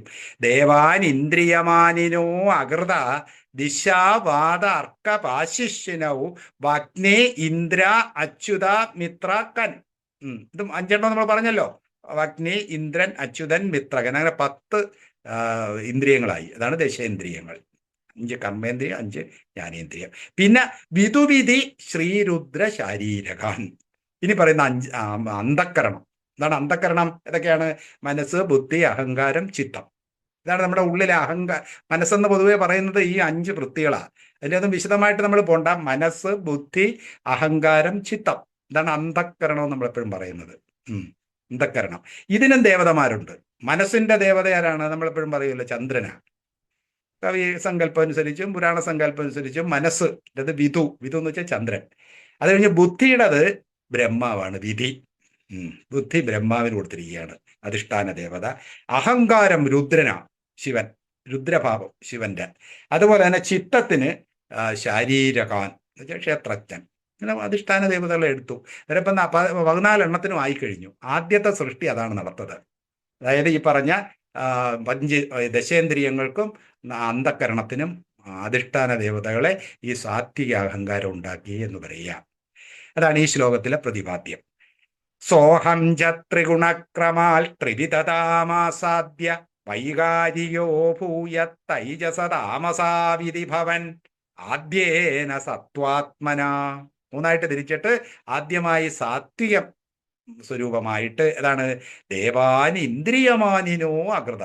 ഇന്ദ്രിയമാനിന ദേവഹ അകൃത ഉണ്ടാക്കി. പറഞ്ഞതാണ് ഈ പറഞ്ഞതെല്ലാം. ഏതൊക്കെയാണ് ആദ്യം പറഞ്ഞ ജ്ഞാനേന്ദ്രിയത്തിൻ്റെത്? ദിശ, ദിക്ക്, വാത, അർക്ക, പാശി, അശിനവും. ദിക്കുകള്, വായു, അതെല്ലാം ദേവതമാരാണ്. അർക്കൻ സൂര്യൻ, അതുപോലെ മിത്രൻ. പിന്നെ അത് കഴിഞ്ഞിട്ട് കൻ എന്ന് പറഞ്ഞാൽ ഈ പറഞ്ഞ പ്രജാപതി. അത് കഴിഞ്ഞ് പിന്നെ വഗ്നീന്ദ്രാച്യുത മിത്രകാൻ, വിധുവിധി ശ്രീരുദ്ര ശാരീരകാൻ. വിധു ചന്ദ്രൻ, അത് കഴിഞ്ഞ് വിധി, അത് ശ്രീരുദ്രൻ അഹങ്കാരത്തിൻ്റെ, പിന്നെ ശാരീരകാൻ ചിത്തത്തിൻ്റെ ദേവത. ഇതാണ് ഈ ശ്ലോകത്തിൻ്റെ താല്പര്യം. ഓരോ സൃഷ്ടി ഇങ്ങനെ വരികയാണ്. ആദ്യം ഒരു അധിഷ്ഠാന ദേവത വേണ്ടേ ഇന്ദ്രിയങ്ങൾക്ക്? അതിൽ നിന്നാണ് ഇനി പിന്നെ ഇന്ദ്രിയങ്ങൾ ഉണ്ടാകുന്ന കാര്യം പറയുന്നത്. സോഹം ച ത്രിഗുണക്രമാൽ ത്രിവിധതാമാസാദ്യ വൈകാരിയോ ഭൂയ തൈജസതാമസാവിധി ഭവന്നാദ്യേന സത്വാത്മന ദേവാനിന്ദ്രിയമാനിനോ അകൃത ദിശാവാദാർക്കപാശിനോ അഗ്നീന്ദ്രാച്യുതമിത്രകാൻ വിധുവിധി ശ്രീരുദ്രശാരീരകാൻ. ഈ ദശകം കുറച്ച് ബുദ്ധിമുട്ടാണ്. നമ്മൾ കുറച്ച് ശ്രദ്ധിച്ച് മനസ്സിലാക്കിയാൽ എളുപ്പവുമാണ്. അതുകൊണ്ട് ആദ്യം മനസ്സിലാക്കാൻ ഇച്ചിരി പാട് വന്നിരുന്നേ ഉള്ളൂ. ആദ്യം 200 പ്രാവശ്യം അത് കേട്ട് മനസ്സിലാക്കിയാൽ അതിൻ്റെ ഓരോന്നും നമുക്കത് വ്യക്തമായിട്ട് പോകും. ഇനി 7ാമത്തെ ശ്ലോകം. ഭൂമന്മാനസബുദ്ധ്യഹങ്കൃതിമിളച്ചിത്താക്യവൃത്യന്വിതം തച്ചന്തഃകരണം വിഭോ തവ ബലാൽ സത്വാംശയേവാസൃജത് ജാതത്തൈജസദോ ദശേന്ദ്രിയഗണ തത്താമസാംശാത് പുന തന്മാത്രം നഭസോ മരുത്പുരപദേ ശബ്ദോ ജനിത്വദ്ബലാൽ. വളരെ രസമല്ലേ ഇങ്ങനെ ഓരോ സൃഷ്ടിപ്രക്രിയ ഇങ്ങനെ ശബ്ദം വരെ ആയിക്കഴിഞ്ഞു. ശബ്ദമാണ് ആ എനർജിയുടെ പ്രാണന്റെ ഏറ്റവും സൂക്ഷ്മഭാവം. അതാണ് അതുവരെ ആവുന്ന കാര്യമാണ് ഇനി ഈ ശ്ലോകത്തിൽ പറയുന്നത്. ഭൂമന്മാനസബുദ്ധ്യഹങ്കൃതി മിളച്ചിത്താക്യവൃത്യന്വിതം ഭൂമന്മാനസബുദ്ധ്യഹങ്കൃതി മിളൽച്ചിത്താക്യവൃത്യന്വിതം തച്ചന്തഃകരണം വിഭോ തവ ബലാൽ സത്വാംശ ഏവാസൃജത്. ഇനി ഈ സത്വഗുണം കൊണ്ട് തന്നെയാണ് എന്താണ് ഉണ്ടാക്കിയിരിക്കുന്നത്? ഈ ഇന്ദ്രിയങ്ങളെ ഉണ്ടാക്കിയിരിക്കുന്നത്. ഏതൊക്കെയാണ്? അല്ല, അന്ധക്കരണം ഉണ്ടാക്കിയിരിക്കുന്നത് സാത്വിക ഗുണത്തിൽ എന്നാണെന്ന് പറയാണ്. ഭൂമൻ, ഗുരുവായൂരപ്പന്റെ പര്യായം, എല്ലായിടത്തും വ്യാപിച്ചിരിക്കുന്ന ഭഗവാനെ നേരത്തെ പറഞ്ഞല്ലോ, മനസ്സ്, ബുദ്ധി, അഹങ്കാരം, ചിത്തം, ഇതാണ് അന്ധക്കരണം. അതാണ് മാനസ ബുദ്ധി അഹങ്കൃതി. അഹങ്കൃതി വെച്ചാൽ അഹങ്കാരം. മിളത് ഇതിനോട് ചേർന്ന ചിത്തം, ചിത്തത്തിനോട് ചേർന്ന എന്ന് പറഞ്ഞാൽ ചിത്തവും കൂടി. 4 മാനസം, ബുദ്ധി, അഹങ്കാരം, ചിത്തം. അത് വൃത്തി അന്വിതം, ആ ചിത്തവൃത്തിയോട് ചേർന്നിരിക്കുന്ന ഈ അന്ധക്കരണം എന്നുള്ള 4. അതാണ് ഭൂമൻ മാനസ ബുദ്ധി അഹങ്കൃതി മിളച്ചിത്താഖ്യാഖ്യം എന്ന് വെച്ചാൽ പേരുള്ള, ചിത്തം എന്ന് പേരുള്ള പദഘടനയ്ക്ക് വേണ്ടി പറഞ്ഞതേ ഉള്ളൂ. അതായത് ചിത്താഖ്യ വൃത്തി അന്വിതം, ഈ വൃത്തികളെല്ലാം കൂടെ ചേർന്നിരിക്കുന്ന ആ അന്ധക്കരണം. അതാണ് ഭൂമൻ മാനസ ബുദ്ധി അഹങ്കൃതി മിളത്തെന്ന് വെച്ചാൽ ചേർന്നിരിക്കുന്ന ചിത്താഖ്യ വൃത്യന്വിതം, ചിത്താഖ്യവൃത്യന്വിതം, ഈ വൃത്തികളോടുകൂടിയ അത് തത് ച അന്ധക്കരണം. ആ അന്ധക്കരണമാണ് ഈ 4. അത് വിഭോ തവ ബലാൽ സത്വാംശ ഏവാസൃജത്. അതും ഈ പറഞ്ഞ സാത്വിക ഗുണപ്രധാനായ അഹംബോധം ഉണ്ടാക്കുന്നത്, പറഞ്ഞ ഈ സവികൽപ്പബോധം, അത് തന്നെയാണ് ഇനിയുള്ള സൃഷ്ടികൾ നടത്തുന്നത്. ആദ്യം അത് ഇന്ദ്രിയമാനിനോ ദേവന്മാരെ ഉണ്ടാക്കി, അത് കഴിഞ്ഞ് ഇനി അതിൻ്റെ ആ സാത്വിക വശം കൊണ്ട് വീണ്ടും അന്ധക്കരണം ഉണ്ടാക്കി. അതായത് സാത്വിക വശമാണല്ലോ അന്ധക്കരണം, കുറച്ചും കൂടെ സൂക്ഷ്മഭാവമായതുകൊണ്ടാണ് അത് സാത്വിക വൃത്തിയിൽ നിന്നുണ്ടായെന്ന് പറയുന്നത്, സാത്വിക ഗുണത്തിൽ നിന്ന്. ഭൂമന്മാനസബുദ്ധ്യഹങ്കൃതി മിളൽച്ചിത്താക്യവൃത്യന്വിതം, ആക്കിയെന്ന് വെച്ചാൽ പേരുള്ള ആ വൃത്തികളോടുകൂടിയ അന്വിതം. തച്ചന്തഃകരണം വിഭോ തച്ചന്തഃകരണം വിഭോ തവ ബലാൽ. അതെപ്പോഴും പറയും, ഭഗവാന്റെ ബലം കൊണ്ട്, ഭഗവാന്റെ ആ പ്രേരണ കൊണ്ട് സത്വാംശ ഏവാസൃജത്, ആ സത്വാംശമാണ് ഇതെല്ലാം ഉണ്ടാക്കിയത്, അന്ധക്കരണം. പറഞ്ഞ ആ സവികല്പമകത്തിന്റെ ആ സത്വാംശം കൊണ്ട് തന്നെയാണ് അന്ധക്കരണം. ആ ദേവതകളെ ഉണ്ടാക്കിയതും അത് തന്നെ. അത് കഴിഞ്ഞ് ആ അന്ധക്കരണ വൃത്തിയില്ലേ, സത്വാംശത്തിന്റെ ദേവതകൾ നമ്മൾ നേരത്തെ പറഞ്ഞല്ലോ 4. അതിനെ ഉണ്ടാക്കി, അതിൻ്റെ തന്നെ സാത്വിക വശം കൊണ്ട് തന്നെ പിന്നെ ഈ പറഞ്ഞ അന്ധക്കരണവും ഉണ്ടാക്കി. ജാതത്തൈജസദോ ദശേന്ദ്രിയ ഗണം. ഇനി 10 ഇന്ദ്രിയങ്ങളുണ്ടല്ലോ, ജ്ഞാനേന്ദ്രിയങ്ങൾ, അതുപോലെ തന്നെ 5 കർമ്മേന്ദ്രിയങ്ങൾ. ആ ഇന്ദ്രിയങ്ങൾ ഉണ്ടാക്കിയിരിക്കുന്നത് തൈജസനിന്ന്. അതാണ് 3 മാറിയെന്ന് പറഞ്ഞത്. വൈകാരികൻ, തൈജസൻ, താമസൻ. അതിൽ വൈകാരികനിൽ നിന്നാണ് ഈ പറഞ്ഞ ഏതൊക്കെ ഉണ്ടാക്കിയത്, ഈ ദേവതകളെല്ലാം വന്നു. അതായത് ഇന്ദ്രിയങ്ങളുടെയും അന്ധക്കരണത്തിൻ്റെയും ദേവതമാരും വന്നു, പിന്നെ അന്ധക്കരണവും വന്നു. അത് ഈ സാത്വികമായിട്ടുള്ള ഗുണത്തിൽ നിന്ന്. അത് കഴിഞ്ഞ് പിന്നെ ദശേന്ദ്രിയങ്ങൾ, അതുണ്ടാക്കിയിരിക്കുന്നത് ഏതാണ്? ജാത തൈജസതോ. ജാത എന്ന് വെച്ചാൽ ഉണ്ടായി, തൈജസതോ. ആ തൈജസനിൽ നിന്ന്, തൈജസൻ എന്ന് പറഞ്ഞാൽ ഏതാണ്? രജോഗുണപ്രധാനി. അതിൽ നിന്ന് ദശേന്ദ്രിയ ഗണം.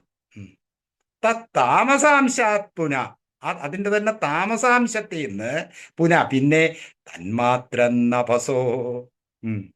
നഭസ് ഉണ്ടായി, ആദ്യം ഉണ്ടായത് ശബ്ദം, അല്ല ആകാശം ഉണ്ടായി. അതാണ് തന്മാത്രം നഭസോ, അല്ല ആകാശത്തിന്റെ തന്മാത്രയായിരിക്കുന്ന ശബ്ദമാണല്ലോ ആദ്യം ഉണ്ടായത്.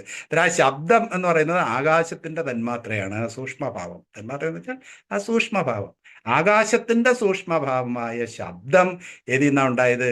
ഈ താമസനിൽ നിന്ന്, അല്ലേ? അന്ധക്കരണം വരെ സാത്വികമായിരിക്കുന്ന വൈകാരികനിൽ നിന്നുണ്ടായി. അത് കഴിഞ്ഞ് ദശേന്ദ്രിയങ്ങള്, വൈകാരികൻ കഴിഞ്ഞിട്ട് പിന്നെ വന്നിരിക്കുന്നതാണ് വൈകാരികോ വൈകാരികം കഴിഞ്ഞിട്ട് തൈജസൻ. തൈജസനിൽ നിന്ന് 10 ഇന്ദ്രിയങ്ങളുണ്ടായി. അത് കഴിഞ്ഞ് ശബ്ദം ഉണ്ടായത് ആ താമസഭാവത്തിൽ നിന്നാണ്. താമസൻ. അതാണ് ഇവിടെ പറയുന്നത്. തന്മാത്രം നഭസോ, ആ നഭസിന്റെ, നഭസ് എന്ന് വെച്ചാൽ ആകാശം. ആകാശമാണല്ലോ പഞ്ചഭൂതത്തിന്റെ സൃഷ്ടിയാണ് ഇനി പറയാൻ പോണ അടുത്ത ശ്ലോകത്തിൽ. ഇതിൽ ആദ്യമായിട്ട് ആ ശബ്ദം ഉണ്ടായത്, ശബ്ദം എന്ന് പറയുന്നത് നഭസിന്റെ തന്മാത്രകളാണ്, സൂക്ഷ്മഭാവം. ഓരോ പിന്നെ ഭൂതത്തിനും പഞ്ചഭൂതത്തിനും തന്മാത്രകളുണ്ട്. അതിൽ ശബ്ദമാണ് ആകാശത്തിൻ്റെത്. അതാണ് തന്മാത്രം നഭസോ, ആ നഭസിന്റെ തന്മാത്രയായിരിക്കുന്ന ശബ്ദോ അജനി, ശബ്ദ അജനി, ആ ശബ്ദമുണ്ടായി. മരുത്പുരപതേ, അല്ലയോ ഗുരുവായൂരപ്പ, ത്വദ്ബലാത്, അതും ഭഗവാന്റെ ബലം കൊണ്ട് തന്നെ. ഇതിനെപ്പോലുള്ള സൃഷ്ടി തുടങ്ങിയുണ്ടോ? ആദ്യം ആ ദേവതകളെ ഉണ്ടാക്കി ഇന്ദ്രിയങ്ങളുടെ, അത് കഴിഞ്ഞ് ഇന്ദ്രിയൻ വന്നു കഴിഞ്ഞു. അത് കഴിഞ്ഞു പിന്നെ ആ അന്ധക്കരണം വന്നു. അന്ധക്കരണം കഴിഞ്ഞിട്ട് ഇനി ആ ശബ്ദം, ഈ പഞ്ചഭൂതങ്ങളുടെ തന്മാത്രകൾ ഉണ്ടാകാൻ തുടങ്ങി. ഇതാ സൃഷ്ടി പ്രക്രിയ എങ്ങനെയെന്ന് വിശദീകരിക്കുന്നതേ ഉള്ളൂ. ഭൂമൻ മാനസബുദ്ധ്യഹങ്കൃതിമിളൽ ചിത്താക്യവൃത്യന്വിതം തച്ചന്തക്കരണം വിഭോ തവബലാൽ സത്വാംശയേവാസൃജത. ഓരോന്നും മനസ്സിലാക്കണം. സത്വഗുണം, രജോ ഗുണം, തമോ ഗുണം. അതിൽ നിന്നാണ് ഇതെല്ലാം ഓരോന്നുണ്ടായി വരുന്നത്. ആദ്യം സത്വഗുണത്തിൽ നിന്നാണ് കൂടുതലുണ്ടായത്, അല്ലേ? ദേവതകളും ഉണ്ടായി, പിന്നെ പറഞ്ഞ കണക്ക് അന്ധക്കരണം ഉണ്ടായി. പിന്നെ ഇതിൽ നിന്ന് അടുത്ത രജോ ഗുണപ്രധാനിയിൽ നിന്ന് എന്താ ഉണ്ടായത്? ഈ പറഞ്ഞ തത്വാംശ ജാത തൈജസതോ ദശേന്ദ്രിയഗണം, 10 ഇന്ദ്രിയങ്ങളുണ്ടായി. പിന്നെ തമോ ഗുണത്തിൽ നിന്നാണ് തൈജസ്, ഈ പറഞ്ഞ താമസനിൽ നിന്നാണ് ഏതുണ്ടായത്? ശബ്ദം, അതായത് നഭസിന്റെ തന്മാത്രയായ ശബ്ദവും ഉണ്ടായി. തന്മാത്രം നഭസോ മരുത്പുരപതേ, തന്മാത്രം നഭസോ മരുത് പുരപതേ ശബ്ദോ ജനി, ശബ്ദോ അജനി, ജനിച്ചു, ശബ്ദം വരെ ഉണ്ടായി.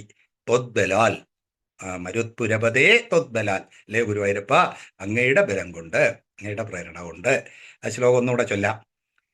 ഭൂമൻ മാനസബുദ്ധ്യഹങ്കൃതിമിളൻ ചിത്താക്യവൃത്യന്വിതം തച്ചന്തക്കരണം വിഭോ തവബലാൽ സത്വാംശയേവാസൃജത് ജാതത്തൈജസതോ ദശേന്ദ്രിയഗണ തത്താമസാംശാത് പുനഃ തന്മാത്രം നഭസോ മരുത്പുരപതേ ശബ്ദോ ജനിത്വദ്ബലാൽ.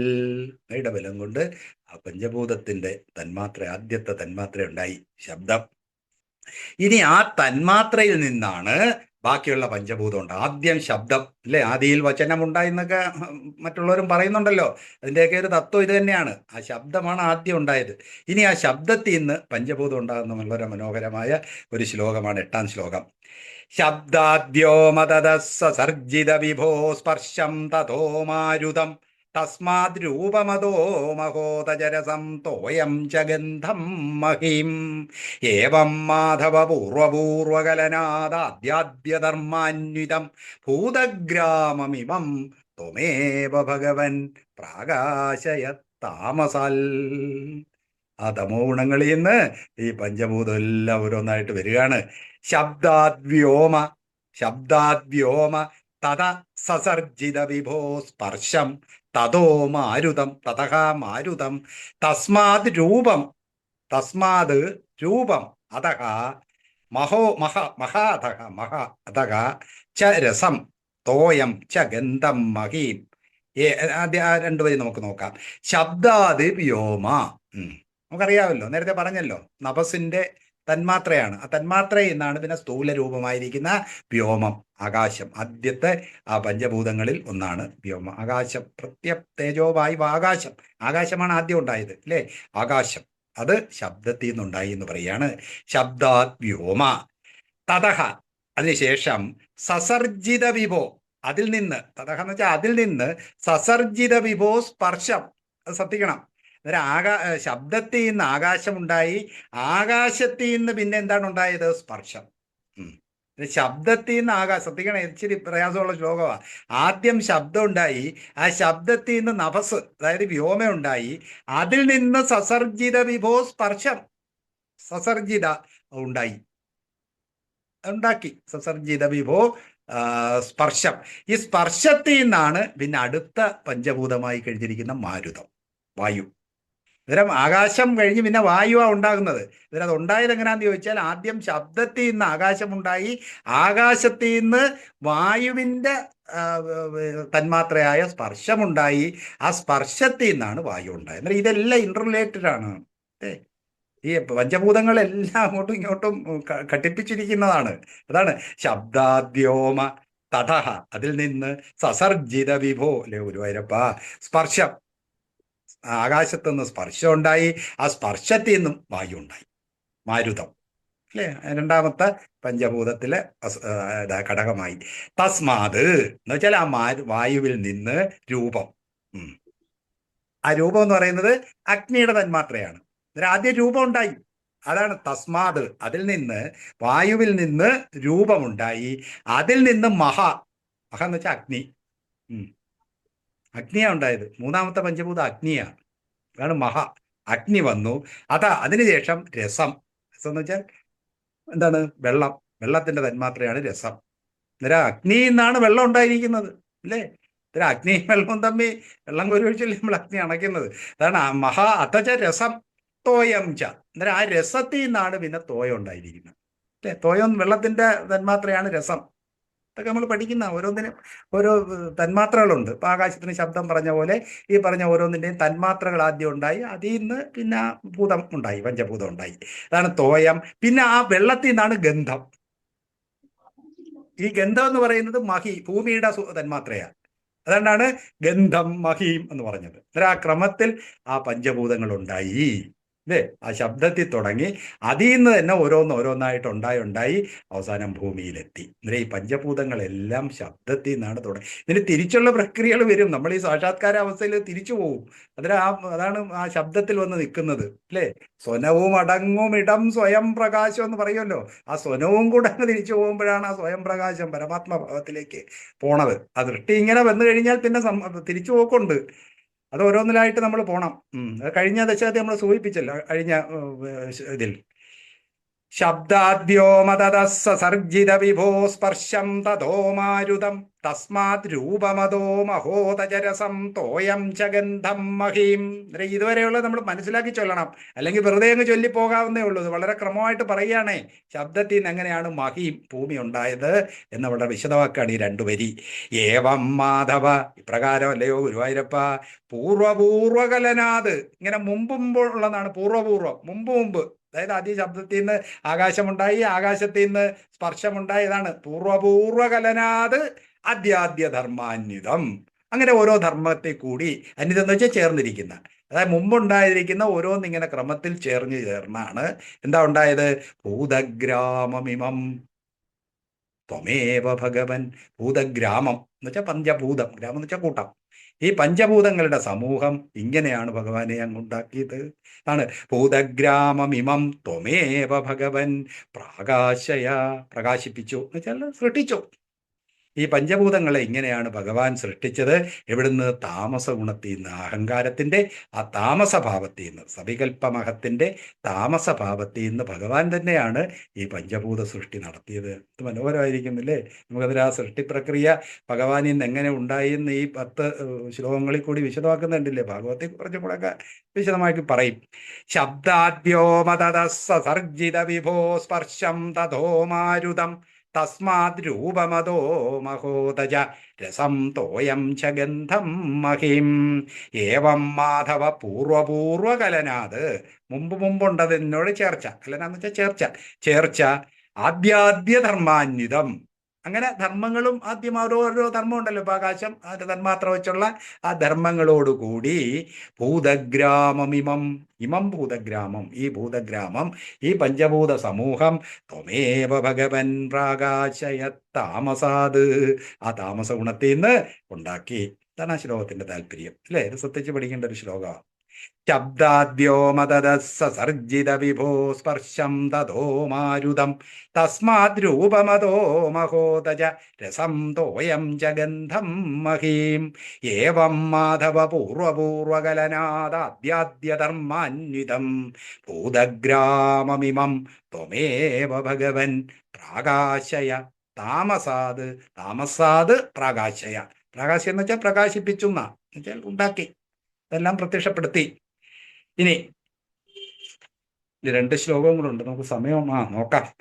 ഏതേ ഭൂതഗണാത്തദേന്ദ്രിയഗണാദേവാശ്ച ജാതാവൃതക് നോശേകുർഭുവനാണ്ഡ നിർമ്മിതി വിധൗ ദേവൈരമീഭിസ്തദാ ത്വം നാനാവിധ സൂക്തിഭിർ നുതഗുണ തത്വാന്യമൂന്യാവിശൻ ചേഷ്ടാശക്തിമുദീര്യതാനി കടയൻ ഹൈരണ്യമണ്ഡം വ്യഥ. ഇനി എളുപ്പമുള്ള രണ്ട് ശ്ലോകങ്ങളാണ്. ഇത്രയേ ഉള്ളായിരുന്നു കുറച്ച് ഒന്ന് മനസ്സിലാക്കാനുള്ള പ്രയാസം. ഇത് പറഞ്ഞു പോകാവുന്നേ ഉള്ളൂ. ഏതേ ഭൂതഗണ തദേന്ദ്രിയഗണ ദേവാശ്ച ജാതാ പൃഥക്. ഏതേ ഇപ്രകാരമുള്ള ഭൂതഗണങ്ങൾ നമ്മൾ പറഞ്ഞല്ലോ ഇപ്പം പഞ്ചഭൂതങ്ങള്, പിന്നെ ഇന്ദ്രിയഗണ ഇന്ദ്രിയങ്ങളുടെ കാര്യം പറഞ്ഞല്ലോ, പഞ്ചേന്ദ്രിയങ്ങള് ഒക്കെ ഉണ്ടാക്കിയത്, ദശേന്ദ്രിയങ്ങൾ, 5 ജ്ഞാനേന്ദ്രിയവും 5 കർമ്മേന്ദ്രിയങ്ങളും, പിന്നെ ദേവാശ്ച അതിന്റെ അധിഷ്ഠാന ദേവകളും, ജാതാ പൃഥക്. ഇങ്ങനെ ഓരോന്നും ഉണ്ടായി. ദേവന്മാരുണ്ടായി, അത് കഴിഞ്ഞ് എന്താ ഉണ്ടായി, അന്ധകരണം ഉണ്ടായി, ദശേന്ദ്രിയങ്ങളുണ്ടായി, അത് കഴിഞ്ഞ് ഈ പറഞ്ഞ തന്മാത്രകളും പഞ്ചഭൂതങ്ങളുമായി. ഇങ്ങനെ നിൽക്കുക. ഇങ്ങനെ നിന്നുകൊണ്ട് കാര്യമില്ലല്ലോ, ഇതിനൊന്ന് ചേർക്കണ്ടേ? അല്ലെങ്കിൽ ഓരോന്നും വ്യത്യസ്തമായിട്ട് ഘടകങ്ങളായിട്ട് നിൽക്കുകയാണ്. അതാണ് ഏതേ ഭൂതഗണ തദേന്ദ്രിയഗണ പ്രകാര ഇന്ദ്രിയഗണ ദേവാശ്ച ദേവാഹച്ച ജാതാ പൃഥക്. പൃഥക് എന്ന് വെച്ചാൽ വ്യത്യസ്തമായി ഇങ്ങനെ ജനിച്ചു. ഓരോന്നും വ്യത്യസ്തമായിട്ട് ജനിച്ച് ഇങ്ങനെ നിൽക്കുകയാണ്. നോശേകുർഭുവനാണ്ഡ നിർമ്മിതി വിധൗ. എന്താണ് ഇവിടെ സൃഷ്ടി നടത്തണ്ടേ? ഭുവനാണ്ഡം, ബ്രഹ്മാണ്ഡം ഉണ്ടാക്കണ്ടേ? പക്ഷെ ഇത് ഓരോന്നും ഇങ്ങനെ വ്യത്യസ്തമായിട്ട് പൃഥക്കായിട്ടൊന്നും നടക്കില്ല. അതാണ് നോശേകുർ എന്ന് വെച്ചാൽ കഴിവുണ്ടായില്ല. ഓരോന്നും അതാതിൻ്റെ വ്യക്തിഭാവത്തിൽ ഇന്നതുകൊണ്ട് ഇത് ബ്രഹ്മാണ്ഡമായിട്ട് മാറാനുള്ള കഴിവുണ്ടായില്ല. അതാണ് നോശേകുർ ഭുവനാണ്ഡ നിർമ്മിതി വിധൗ. ആ ഭുവനാണ്ഡം എങ്ങനെയാണ് ഉണ്ടാക്കുന്നത് എന്നുള്ളതിന് കഴിവുണ്ടായില്ല. ദേവൈരമീഭിസ്തത. അമീ ദേവൈർ ഈ ദേവന്മാരാൽ. എന്താണ് അപ്പോൾ അന്നേരം ദേവന്മാരെല്ലാം എന്ത് ചെയ്തു? ഇങ്ങനെയൊക്കെ നിൽക്കുകയാണ്. ദേവന്മാരെ സൃഷ്ടിച്ച് വെച്ചിരിക്കുകയല്ലേ. അന്നേരം അവരെല്ലാം കൂടെ എന്ത് ചെയ്തു? ത്വം നാനാവിധ സൂക്തിഭിർനുത ഗുണ. നാനാവിധ സൂക്തിഭി പല വിധത്തിലുള്ള സൂക്തികൾ കൊണ്ട്, അതായത് നമസ്കാര സ്തുതികളുണ്ടല്ലോ, അതെല്ലാം കൊണ്ട് നുതഗുണ. നുതം എന്ന് വെച്ചാൽ സ്തുതിക്കപ്പെട്ട, നുതം ഗുണത്തോടുകൂടി അങ്ങയുടെ ഗുണങ്ങളെല്ലാം ഭഗവാനെ ഈ ദേവതകളെല്ലാം കൂടെ സ്തുതിക്കാൻ തുടങ്ങി. ത്വം അങ്ങ് നാനാവിധ സൂക്തിഭിർനുത ഗുണ തത്വാന്യ അമൂന്യാവിശൻ. ഈ ഉണ്ടാക്കിയതൊക്കെയാണ് തത്വങ്ങൾ അല്ലേ? ഈ പറഞ്ഞ ദേവതകളും അതുപോലെ തന്നെ പഞ്ചേന്ദ്രിയങ്ങളും ദശേന്ദ്രിയങ്ങളും അതുപോലെ അന്ധകരണവും പിന്നെ ഈ പറഞ്ഞ പഞ്ചഭൂതന്മാത്രകളും എല്ലാം കൂടെ. അതാണ് ആ തത്വങ്ങളെല്ലാം ആവിശൻ അങ്ങ് തന്നെ കയറി പ്രവേശിച്ചു. അല്ല ഇത് പറ്റില്ലല്ലോ. ഇതെല്ലാം ഇങ്ങനെ വ്യത്യസ്തമായിട്ട് നിന്നപ്പോൾ ഇതിനെ ആ ബ്രഹ്മാണ്ഡ സൃഷ്ടിക്ക് വേണ്ടി അങ്ങിതിൽ ഓരോന്നിലും ആവേശിച്ചിട്ട് ചേഷ്ടാശക്തി മുദീര്യ. ഇതിനെല്ലാം ചേഷ്ടാശക്തി ഉണ്ടാക്കി. ഇതെല്ലാം കലനം ചെയ്ത് ചേരണ്ടേ? അതിനുള്ള ചേഷ്ടാശക്തി ഉണ്ടാക്കിയിട്ട് താനി കടയൻ അതിനെ എല്ലാം കടിപ്പിച്ച് ഹൈരണ്യമണ്ഡം വ്യഥ. ആ സ്വർണമയമായ ഒരു അണ്ഡം ഉണ്ടാക്കി എന്ന് പറയാണ്. ഇതിൻ്റെ എല്ലാം കൂടെ സൂക്ഷ്മഭാവമായിട്ട് ഇങ്ങനൊരു കട്ട സ്വർണമയം, ഇതൊക്കെ ഒരു ഭാവനയാണ്. സ്വർണ്ണ അണ്ഡം ഉണ്ടാക്കി. ഇതാണ് നടന്നത്. ഓരോന്നും അതിൻ്റെ വ്യത്യസ്ത ഭാവങ്ങളിൽ നിന്നുകൊണ്ട് ഈ ബ്രഹ്മാണ്ഡ സൃഷ്ടി നടക്കാഞ്ഞത് കൊണ്ട് ഭഗവാൻ തന്നെ അതിൽ പ്രവേശിച്ചിട്ട് അതിനെ എല്ലാം ചേഷ്ടാശക്തി ഉണ്ടാക്കി ഈ ഹൈരണ്യമണ്ഡം, എന്ന് വെച്ചാൽ സ്വർണമയമായ ഈ അണ്ഡം ഉണ്ടാക്കി. ഹിരൺമയ അണ്ഡം. അതാണ് ഈ ശ്ലോകത്തിൽ പറയുന്നത്. പ്രത്യേകിച്ച് മനസ്സിലാക്കാനില്ല, അത് ചൊല്ലി പഠിച്ചാൽ മതി. ഏതേ ഭൂതഗണ തദേന്ദ്രിയഗണ ദേവാശ്ച ജാതാപൃഥക് വ്യത്യസ്തമായ ജാതങ്ങളായ നോശേകുർഭുവനാണ്ഡ നിർമ്മിതി വിധൗ. ഇതൊന്നും ഈ ഭുവനാണ്ഡം ഉണ്ടാക്കാൻ വേണ്ടി പ്രാപ്തങ്ങളായില്ല, പര്യാപ്തമായില്ല. അതുകൊണ്ട് അമീഭി ദേവൈർ ഈ ദേവന്മാരാൽ അപ്പോൾ അതാണ് ദേവൈർ അമീഭി പദം പിരിക്കണം. ദേവൈർ അമീഭി ദേവൈരമീഭി ത്വം നാനാവിധ സൂക്തിഭിർനുത ഗുണ പലവിധ സൂക്തികൾ കൊണ്ട് ഗുണങ്ങൾ സ്തുതിക്കപ്പെട്ടവനായി. അതാണ് ഗുണ. ഇങ്ങയുടെ ഗുണങ്ങളെല്ലാം ഈ ദേവതന്മാര് സ്തുതിക്കാൻ തുടങ്ങി. തത്വാന്യ അമൂന്യാവിശൻ. അമൂനി തത്വാനി. അമൂനി എന്ന് വെച്ചാൽ ഈ തത്വങ്ങളിൽ ആവിശൻ പ്രവേശിച്ചിട്ട് ചേഷ്ടാശക്തി മുദീര്യ അതിന് പ്രവർത്തനശേഷി കൊടുത്തു ഭഗവാൻ. എന്നിട്ട് താനി കടയൻ അതിനെല്ലാം അങ്ങോട്ട് ചേർത്തിട്ട് ഹൈരണ്യമണ്ഡം വ്യഥ. അങ്ങനെ ആ സ്വർണമയമായ അണ്ഡമുണ്ടാക്കി എന്ന് പറയാണ്. ആ ശ്ലോകം കൂടെ ഞാൻ ചൊല്ലാം. ഏതേ ഭൂതഗണാത്തതേന്ദ്രിയഗണാദേവാശ്ച ജാതാ പൃഥക് നോശേ ഗുർഭുവനാണ്ഡ നിർമ്മിതി വിധൗ ദേവൈരമീഭിസ്തദാ ത്വം നാനാവിധ സൂക്തിഭിർനുത ഗുണ തത്വാന്യമൂന്യാശൻ ചേഷ്ടാശക്തിമുദീര്യ താനി കടയൻ ഹൈരണ്യമണ്ഡം വ്യഥ. മനസ്സിലായില്ലേ? ഇന്നൊക്കെ ഒരു ശ്ലോകം കൂടെ ഉള്ളൂ, അതും കൂടെ പറഞ്ഞിട്ട് നമുക്ക് സംശയത്തിലോട്ട് പോകാം. അണ്ഡം തത്കലു പൂർവസൃഷ്ടസലിലേതിഷ്ട സഹസ്രം സമ നിർഭിന്ദന്നകൃതാചതുർദശ ജഗദ്രൂപം വിരാടാഹ്വയം സാഹസ്രൈർ കരപാദമൂർത്തനിവഹൈർ നിശേഷ ജീവാത്മകോ നിർബാധോസി മരുത്പുരാധിപ സമാന്ത്രായ സ്വസർവാമയാൽ. ചൊല്ലി അവസാനിപ്പിക്കുക. അണ്ഡം തത്കലു പൂർവസൃഷ്ടസലിലേ. അണ്ഡം നേരത്തെ പറഞ്ഞ ഹിരണ്യമണ്ഡം ഉണ്ടല്ലോ, അത് പൂർവസൃഷ്ട സലിലം, കാരണജലം. നേരത്തെ ഉണ്ടാക്കിയ കാരണജലത്തിലാണല്ലോ ഭഗവാൻ ചയിച്ചിരുന്നത്. ആ കാരണജലത്തിൽ, അതാണ് അണ്ഡം തത്കലു, ആ അണ്ഡം ഉണ്ടല്ലോ അത് ആ കാരണജലത്തിൽ, പൂർവസൃഷ്ടം നേരത്തെ തന്നെ ഉണ്ടാക്കി വെച്ചിരിക്കുന്ന ആ കാരണജലത്തിൽ തിഷ്ട സഹസ്രം സമ, സമ എന്ന് വെച്ചാൽ വർഷം, 1000 വർഷം ഈ സ്വർണമയമായ അണ്ഡം കിടന്നു എന്ന് പറയാണ്. ഇതൊക്കെ ഒരു ഭാവന. 1000 വർഷം ഈ സ്വർണമയമായ അണ്ഡം ആ കാരണജലത്തിൽ കിടന്നു. അപ്പോഴത്തേക്ക് ഭഗവാൻ നിർഭിന്ദൻ അകൃത, അതിനെ ഇങ്ങനെ നിർഭിന്ദൻ ഭേദിച്ചു. ഭഗവാൻ തന്നെ ചെയ്തു. നിർഭിന്ദൻ അകൃത, അകൃതയാണ് അവിടെ ക്രിയ. നിർഭിന്ദൻ അകൃത ചതുർദശ ജഗദ്രൂപം. ഈ 14 ലോകങ്ങളും, ചതുർദശം എന്ന് വെച്ചാൽ 14 ദശം ചതുർ, 14 ലോകങ്ങൾ ജഗത് രൂപം, അതാണ് വിരാടാഹ്വയം. ഈ വിരാട് എന്ന് പേരുള്ള, അഹ്വയം എന്ന് വെച്ചാൽ പേര്, വിരാട് എന്ന നാമമുള്ള ഈ 14 ലോകം, അതായത് ഭഗവാൻ 14 ലോകത്തിൽ വിശ്വനായിട്ട് മാറി, വിശ്വരൂപനായിട്ട്, അല്ലേ? അതാണ് ഇവിടെ പറയുന്നത്.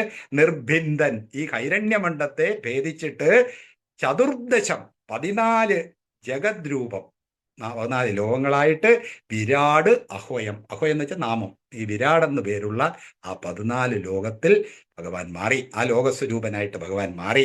അതെന്താണത്? സാഹസ്രൈർ കരപാദമൂർത്തനിവഹൈർ, അതിലാണ് ഈ പറഞ്ഞ എല്ലാം ഉള്ളത്. ആയിരക്കണക്കിന് എന്തൊക്കെയുണ്ട്? കൈകളുണ്ട്, പാദങ്ങളുണ്ട്, അതുപോലെ തന്നെ മൂർധാവ് തലയുണ്ട്, നിവഹം എന്ന് വെച്ചാൽ കൂട്ടം. ഇതെല്ലാം ചേർന്നാണല്ലോ ഈ വിശ്വം ഉണ്ടായിരിക്കുന്നത്. അതിനകത്തെല്ലാം ഉണ്ട്. ഭഗവത്ഗീതയിലൊക്കെ പറയത്തില്ലേ, സർവത പാണിപാദം സർവതോക്ഷിശിരോമുഖം സർവത ശ്രുതിമത് ലോകേ സർവമാവൃത്യ തിഷ്ഠതി എന്ന് 13-ാം അധ്യായത്തിൽ പറയും ഭഗവാൻ. എല്ലാത്തിലും നിറഞ്ഞു നിൽക്കുകയാണ്. അതാണ് സാഹസ്രൈർ കരപാദമൂർത്ത നിവഹൈർ. എല്ലായിടത്തും ഭഗവാന് കയ്യും കാലും എല്ലാം ഉണ്ട്. ആ വിശ്വരൂപനായിട്ട് മാറിയിരിക്കുന്നുകൊണ്ടാണ് അങ്ങനെ പറയുന്നത്. സാഹസ്രയിൽ, ആയിരക്കണക്കിന്, കരപാദ മൂർത്ത നിവഹൈർ, മൂർത്താവ് തല, നിവഹം കൂട്ടം, നിശേഷ ജീവാത്മകോ, അങ്ങനെയുള്ള സമ്പൂർണമായ ജീവികളായി, ജീവാത്മകന്മാര്, ജീവസ്വരൂപം, അതായത് ജീവികളായിട്ട് ഭഗവാൻ മാറി. ഇതാണ് യുഗപ സൃഷ്ടി എന്നതിനെ പറയുന്ന വേദാന്തത്തിന്. പെട്ടെന്നാണ് ഈ സൃഷ്ടി നടന്നത്, അല്ലാതെ ഡാർവിന്റെ പരിണാമസിദ്ധിയൊന്നും ഇവിടെ ഇല്ല. ഓരോന്നിനെ ഇങ്ങനെ നിർഭിന്ദൻ അകൃത ചതുർദശ ജഗദ്രൂപം വിരാടാഹ്വയം, അതിനകത്തുള്ളതാണ് ഈ പറയുന്നത്. സാഹസ്രൈർ കരപാദമൂർത്ത നിവഹൈർ, മനുഷ്യർ മാത്രമല്ല എല്ലാ സൃഷ്ടികളും ഇതിനകത്ത് വരും. അതാണ് സാഹസ്രൈർ കരപാദമൂർത്ത നിവഹൈർ നിശേഷ ജീവാത്മകോ, സമ്പൂർണമായിട്ടുള്ള ജീവസമൂഹം, നിർബാധോസി, നിർബാധോസി എന്ന് വെച്ചാൽ പ്രകാശിച്ചു. ഇതെല്ലാം ആയിട്ട് നന്നായി ഭഗവാൻ വിളങ്ങി എന്ന് പറയുകയാണ്. ആ വിശ്വരൂപനായിട്ട് ഭഗവാൻ നിർബാധോസി, ഭംഗിയായി വിളങ്ങി. മരുത്പുരാധിപ സമാം ത്രായസ്വ സർവാമയത്. അങ്ങനെ ആ വിശ്വരൂപനായി നിൽക്കുന്ന അങ്ങ് എൻ്റെ ഈ രോഗങ്ങളെല്ലാം ഒന്ന് മാറ്റിത്തരണേ. അങ്ങക്ക് വല്ല പാടുണ്ടോ? ഈ പരമാത്മ സ്വരൂപമാണ് ഈ വിശ്വമായിട്ട് പ്രകാശിക്കുന്നത്. ആ വിശ്വരൂപനായി നിൽക്കുന്ന അങ്ങക്ക് എൻ്റെ ഈ ആമയം മാറ്റാൻ എന്തെങ്കിലും പ്രയാസമുണ്ടോ? അതാണ് ഈ ശ്ലോകം ഒന്നുകൂടെ ചൊല്ലാം. അണ്ഡം തത്കലു പൂർവസൃഷ്ടസലിലേതിഷ്ട സഹസ്രം സമ നിർഭിന്ദൻ അകൃത ചതുർദശ ജഗദ്രൂപം വിരാടാഹ്വയം സാഹസ്രൈർ കരപാദമൂർത്ത നിവഹൈർ നിശേഷ ജീവാത്മകോ നിർബാധോസി. നിർബാധോസി, അങ്ങനെ ഭഗവാൻ പ്രകാശിച്ചു. മരുത്പുരാധിപ സമാം ത്രായസ്വ. ത്രായസ്വ എന്ന് വെച്ചാൽ രക്ഷിക്കുക, ത്രാണനം ചെയ്യാലും. സർവാമയാത്, എല്ലാ ദുഃഖങ്ങളിൽ നിന്നും എന്നെ ഭഗവാൻ രക്ഷിച്ചാലും എന്നാണ് ഈ ശ്ലോകത്തിന്റെ താല്പര്യം. ഇതാണ് ഇന്നത്തെ 5-ാം ദശകം. ഇനി നമുക്ക് പെട്ടെന്ന് തന്നെ സംശയ നിവാരണമാണ്. എല്ലാവരും ഒന്ന് അൺമ്യൂട്ട് ചെയ്തോ. സംശയങ്ങളുള്ള ചോദിക്കാം. അൺമ്യൂട്ട് ചെയ്തോ. നമസ്കാരം. ആ